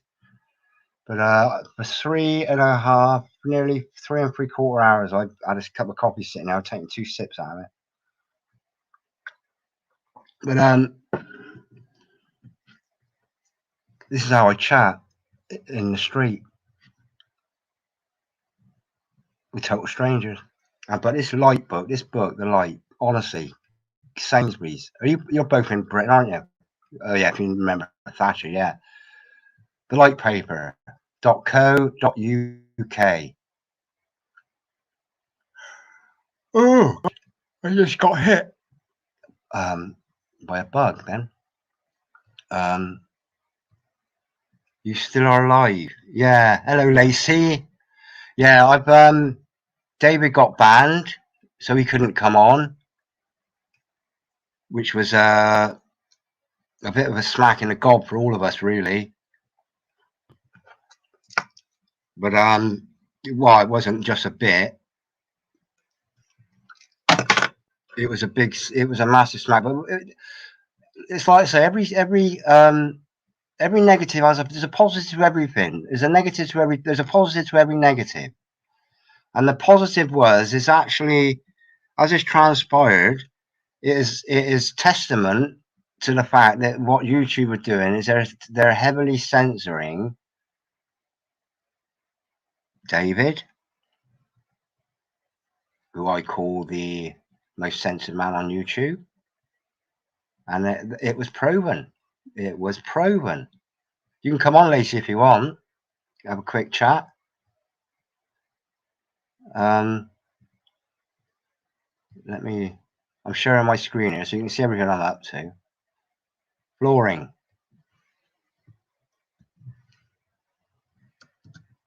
What do you mean by flooring, Paul?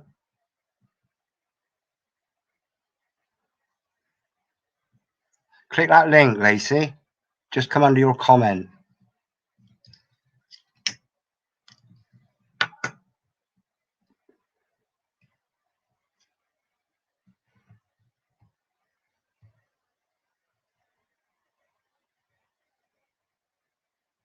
Device is not connected, Lacey.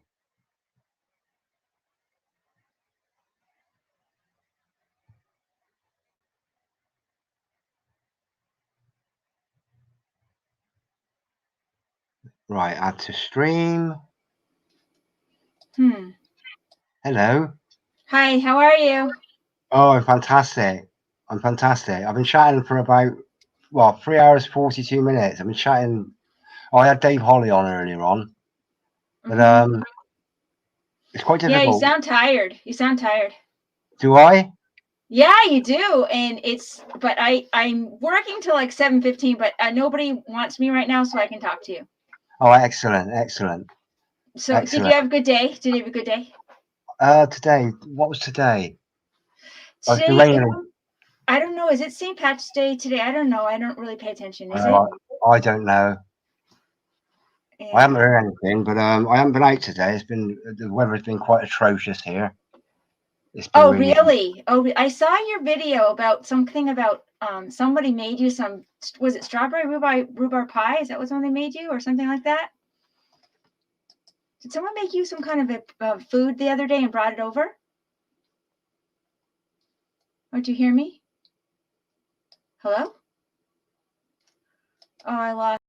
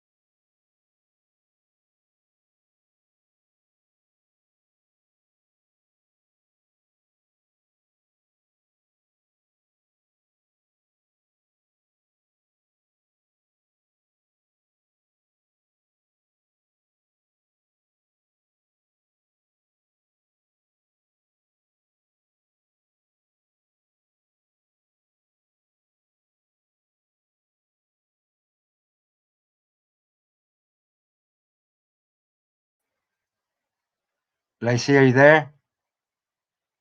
It got cut off then. I disappeared myself. Yeah, I don't know what happened there. I just had a note. I don't know whether it come up on, because I'm sharing my whole screen, and there was something come up over here. Let me share my screen again.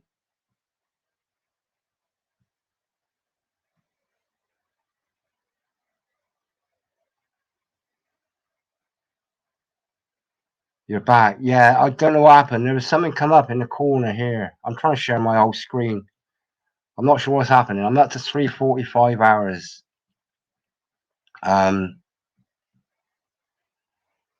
Yeah, I think what I might do is I might call it a night here because, yeah, there's honestly, thank you ever, David and Paul. It's interesting having people that have a chat with that are in sort of into buildings and know the same sort of, have got a sort of an idea of the time scales that, you know, we've experienced, Thatcherism and capitalism and building stuff. You know, I mean, buildings is my personal, historic building conservation is my actual chosen profession, aside from being a stonemason, not a Freemason. It's like historic buildings because there's just so much. There's so much love put into old buildings. They're built. They're just desperate. They're genuinely built to last, and they're built to. Well, this is the thing about old buildings. They're built to impress because standards. There are standards, and there were stricter standards back in the good old days. As far as buildings go, come back in again, Lacey. I don't know what happened there. The whole screen cut out, but it didn't. It didn't stop StreamYard. It just booted me out, and I'm actually trying to share my screen here. Oh no, I'm not. Yeah, but yeah, there were, you know, there's two sides to pride. There's that pride that, you know, you sort of puff your chest out and go strutting around like a cockerel, and there's that pride is in knowing that you've just done something to the best of your ability, and it's not being big-headed or anything. It's just having probably job satisfaction, really. And most people just go to work, do their job, go home, watching the clock for 5 o'clock to turn. Just because they're in the wrong job. They must obviously be in the wrong job, doing the wrong type of work. Lacey, do you want to come back in? Oh, looking back up there, you're back. Yeah, so, you know, the Great Reset will be great. It'll be fantastic as long as it's not the fourth industrial revolution of Great Reset. If it's to do with us regressing back to a day when everybody in a community had a role to play because they picked something in, you know, if the job was there and nobody else would do, which was sweeping the streets, I'd sweep the streets and I'd take joy out of it because I would feel that I'm contributing to my community. Doesn't matter what the job is, as far as I'm concerned. And a lot of people say, when you say about going back to those days, you had tribal warfare and this and that. Well, we've advanced. One thing we have done is we've advanced to not be as, I'm not talking about government's influence here or bankers' influence. I'm talking about us, the people. We've advanced to know that war doesn't bring peace. We know that. We know that going to fight with your neighbor because you want a let's say here in Somerset we grow apples and make good cider, and just up the road there they grow good spuds. We don't need to go to war with them to take over their land so that we also have land that is good for spuds. We just say, hey, hello, spud farmers. How you doing? It's like the old, you know, it's just like the old trading days. So there's no need for war between tribes. You know, yeah, and this is what regression should be all about. It's about going back, learning from the fact that wars don't generate any peace whatsoever. In fact, it does the opposite. but knowing that, knowing what we've learned and how to get on with people, because that's one thing we've learned, is how to be communicable, and how to be communistic, as in the fact of being part of a community. I'm not talking about communism. I'm talking about community oriented, like your community centre.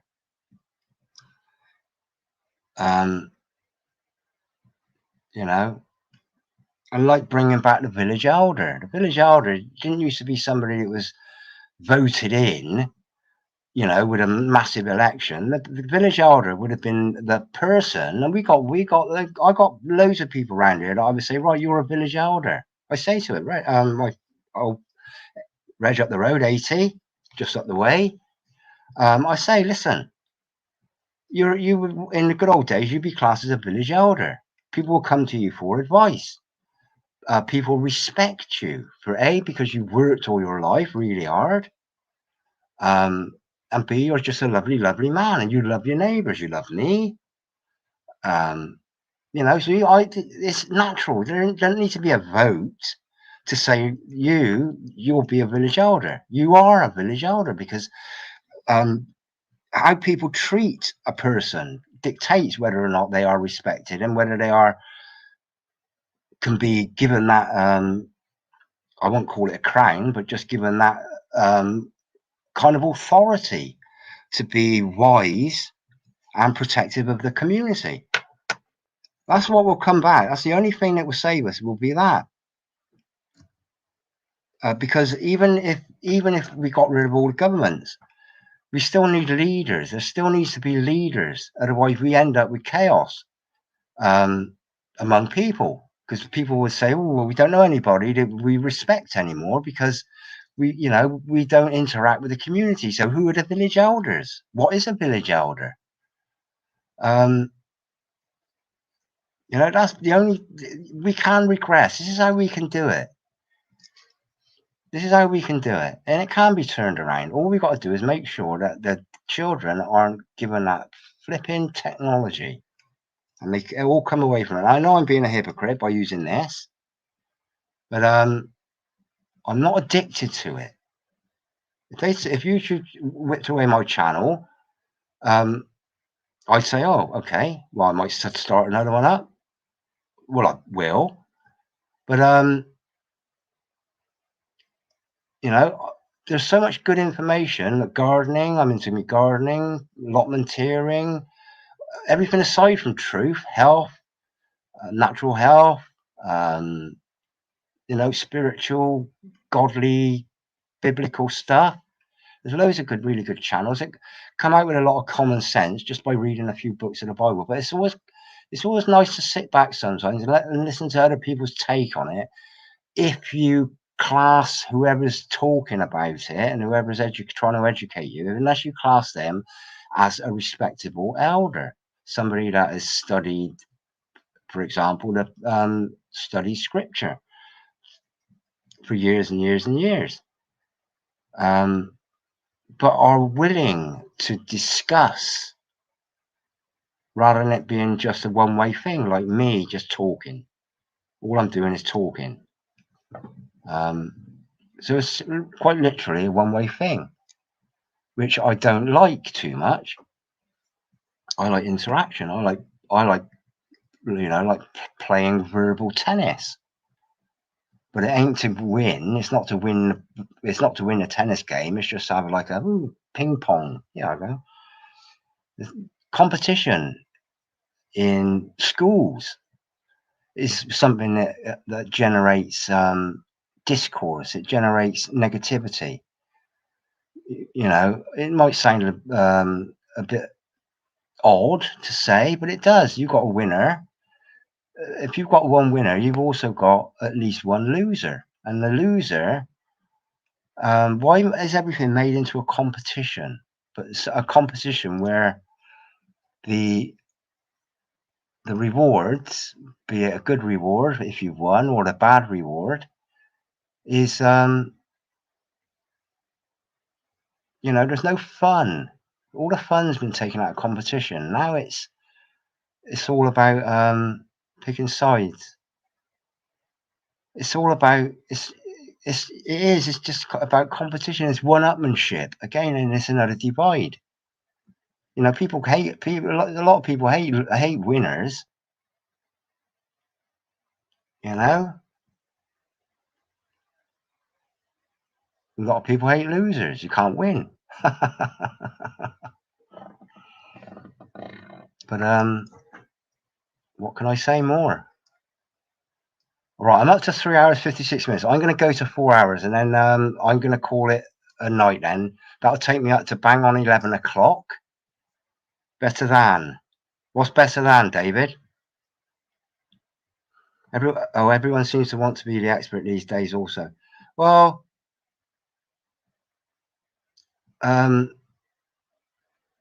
everybody wants to be the expert. Do they? Well, I mean, if you're referring to people that watch the BBC News and they're an expert on the Ukraine-Russia war because they've actually watched that, they're not really an expert. They're, you know, what's an expert? What you know, I'd call somebody that studied medicine for 40 years and gained a lot of and gained a lot of accolades for being such a good medic. I call them an expert, but according to the light,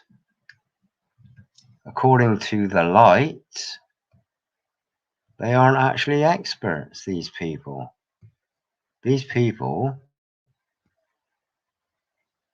here, and I'm going to leave you with this. This is called the lightpaper.co.uk. If you're in America, Lacey, you could probably get to read this. But this is called the light. It's called the uncensored truth. I went through it earlier on in the live stream. I went over it, but I'll put the link in again for this. It's called the light. If you have access to .co.uk, you'll be able to look it up. But this is the sort of thing I come across it quite a while back, but it's only just sort of dawned on me that it's free. That's for you, Lacey, to have a little peruse at something that's it's actually in one of our giant Sainsbury's. My local giant Sainsbury's, we're giving them away free. And our giant Sainsbury's is probably a bit like your Walmart, something like that, quite similar. But I would urge you to have a look at that because it's very interesting and it's uncensored truth. In fact, so if you're struggling to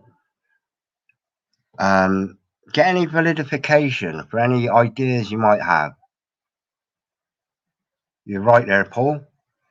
Yeah, absolutely. Absolutely. Yeah, and community friendly as well. You know, interaction between a shop owner and a customer is a joy to behold. Whereas if you go into a big supermarket, you're in and out. That's it. In and out, in and out. Even people in a long queue waiting for the checkout rarely have a chat amongst themselves. So you finished work now, have you, Lacey? I'll do a live stream. I'm hoping that Dave will be back soon. I will do another live stream. I just need to think of a topic that if I'm on my own, I need to be able to at least rattle on for a good hour or something like that. What's the time now with you, Lacey?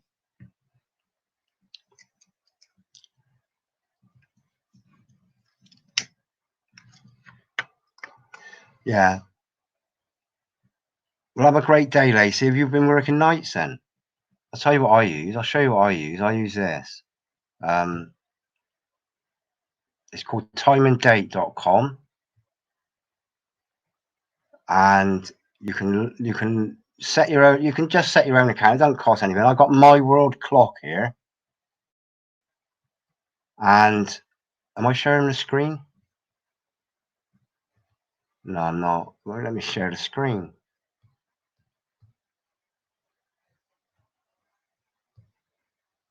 Oh, share screen. The screen share went off.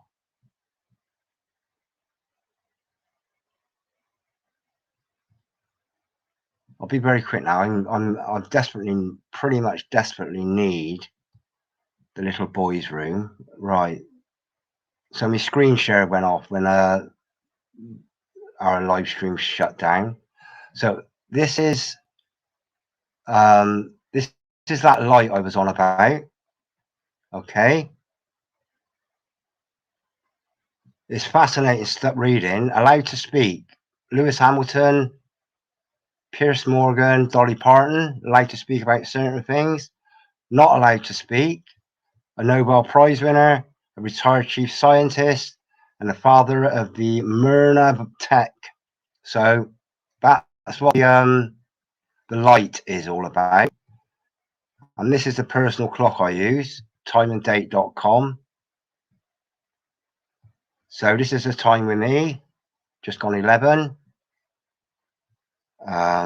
New York is 7:05 in the evening. Los Angeles is just gone 4 in the morning.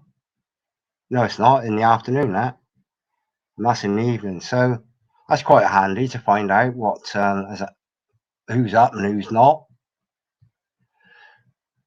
So in New York City is at 7 o'clock in the evening. So you put your, is that in the evening? Yeah. Yeah. But I'm gonna call. I've been chatting for 4 hours. And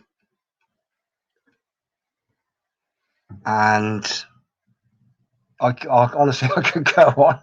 I could chat until my head falls off. I'm gonna call it a day. Firstly, I need to go and use the little boys' room. I've got to go, Richard. But thank you. Oh,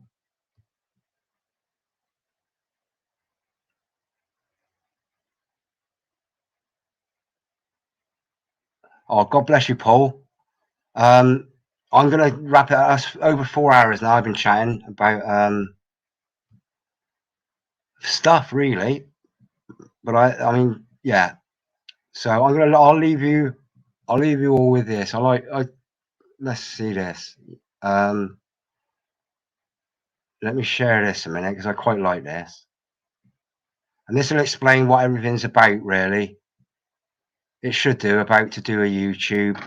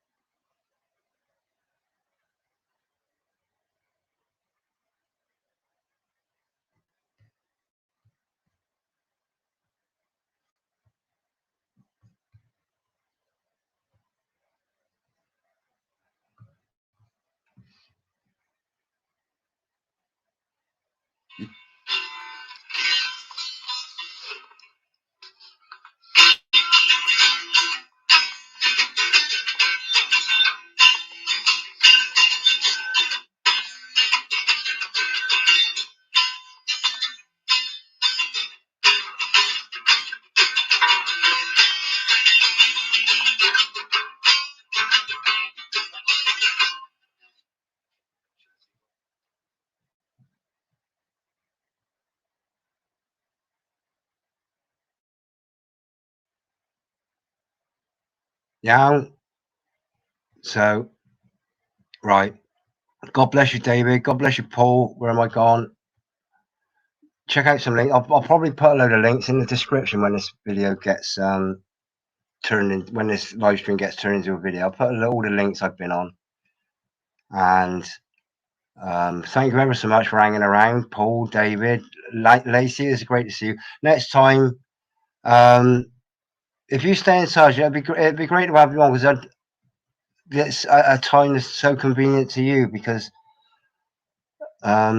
you know, part of the beauty of the internet is the fact that we can communicate to people that live on far off lands. And you know, so if we can get, I mean, if what's the time now? It's not late, but it's late-ish, I'd call it. But yeah, but I need to go now. It's 4 hours and 6 minutes, and all I can do is, I hate goodbyes. I hate saying goodbyes. I honestly do. I hate it. I just want to hug everybody, and that's about it, really. So you can see what I'm doing here. I've shared the screen. I'm going to push this button up here. If you want to familiarize yourself with StreamYard, because what you can do is this icon here that you had when you come on, the same as mine. You can if you set up an account, don't cost anything. You just go to StreamYard, set the account up. You can actually upload a new little icon, your favorite, whatever they call this, emoji or something. You know, and you never know, you might think, oh, I might have a go at going live. Yeah, so okay, my friends, thank you ever so much for hanging on in there, and it has been interesting. It's been fascinating having an interaction with the particularly about buildings and stone and just everything, really. But it's quite a rarity for me to talk about buildings and stone. Find anybody that's so deeply interested in it. But all right, my friends. Okay. I don't know. I hate saying goodbyes, but I'm going to do it. All right. God bless you all. Love you all. God bless you all. Praise the Lord. Praise the Lord. And don't have any fear. Just don't fear anything. Please. All right. Bye all. Bye. Bye. Bye.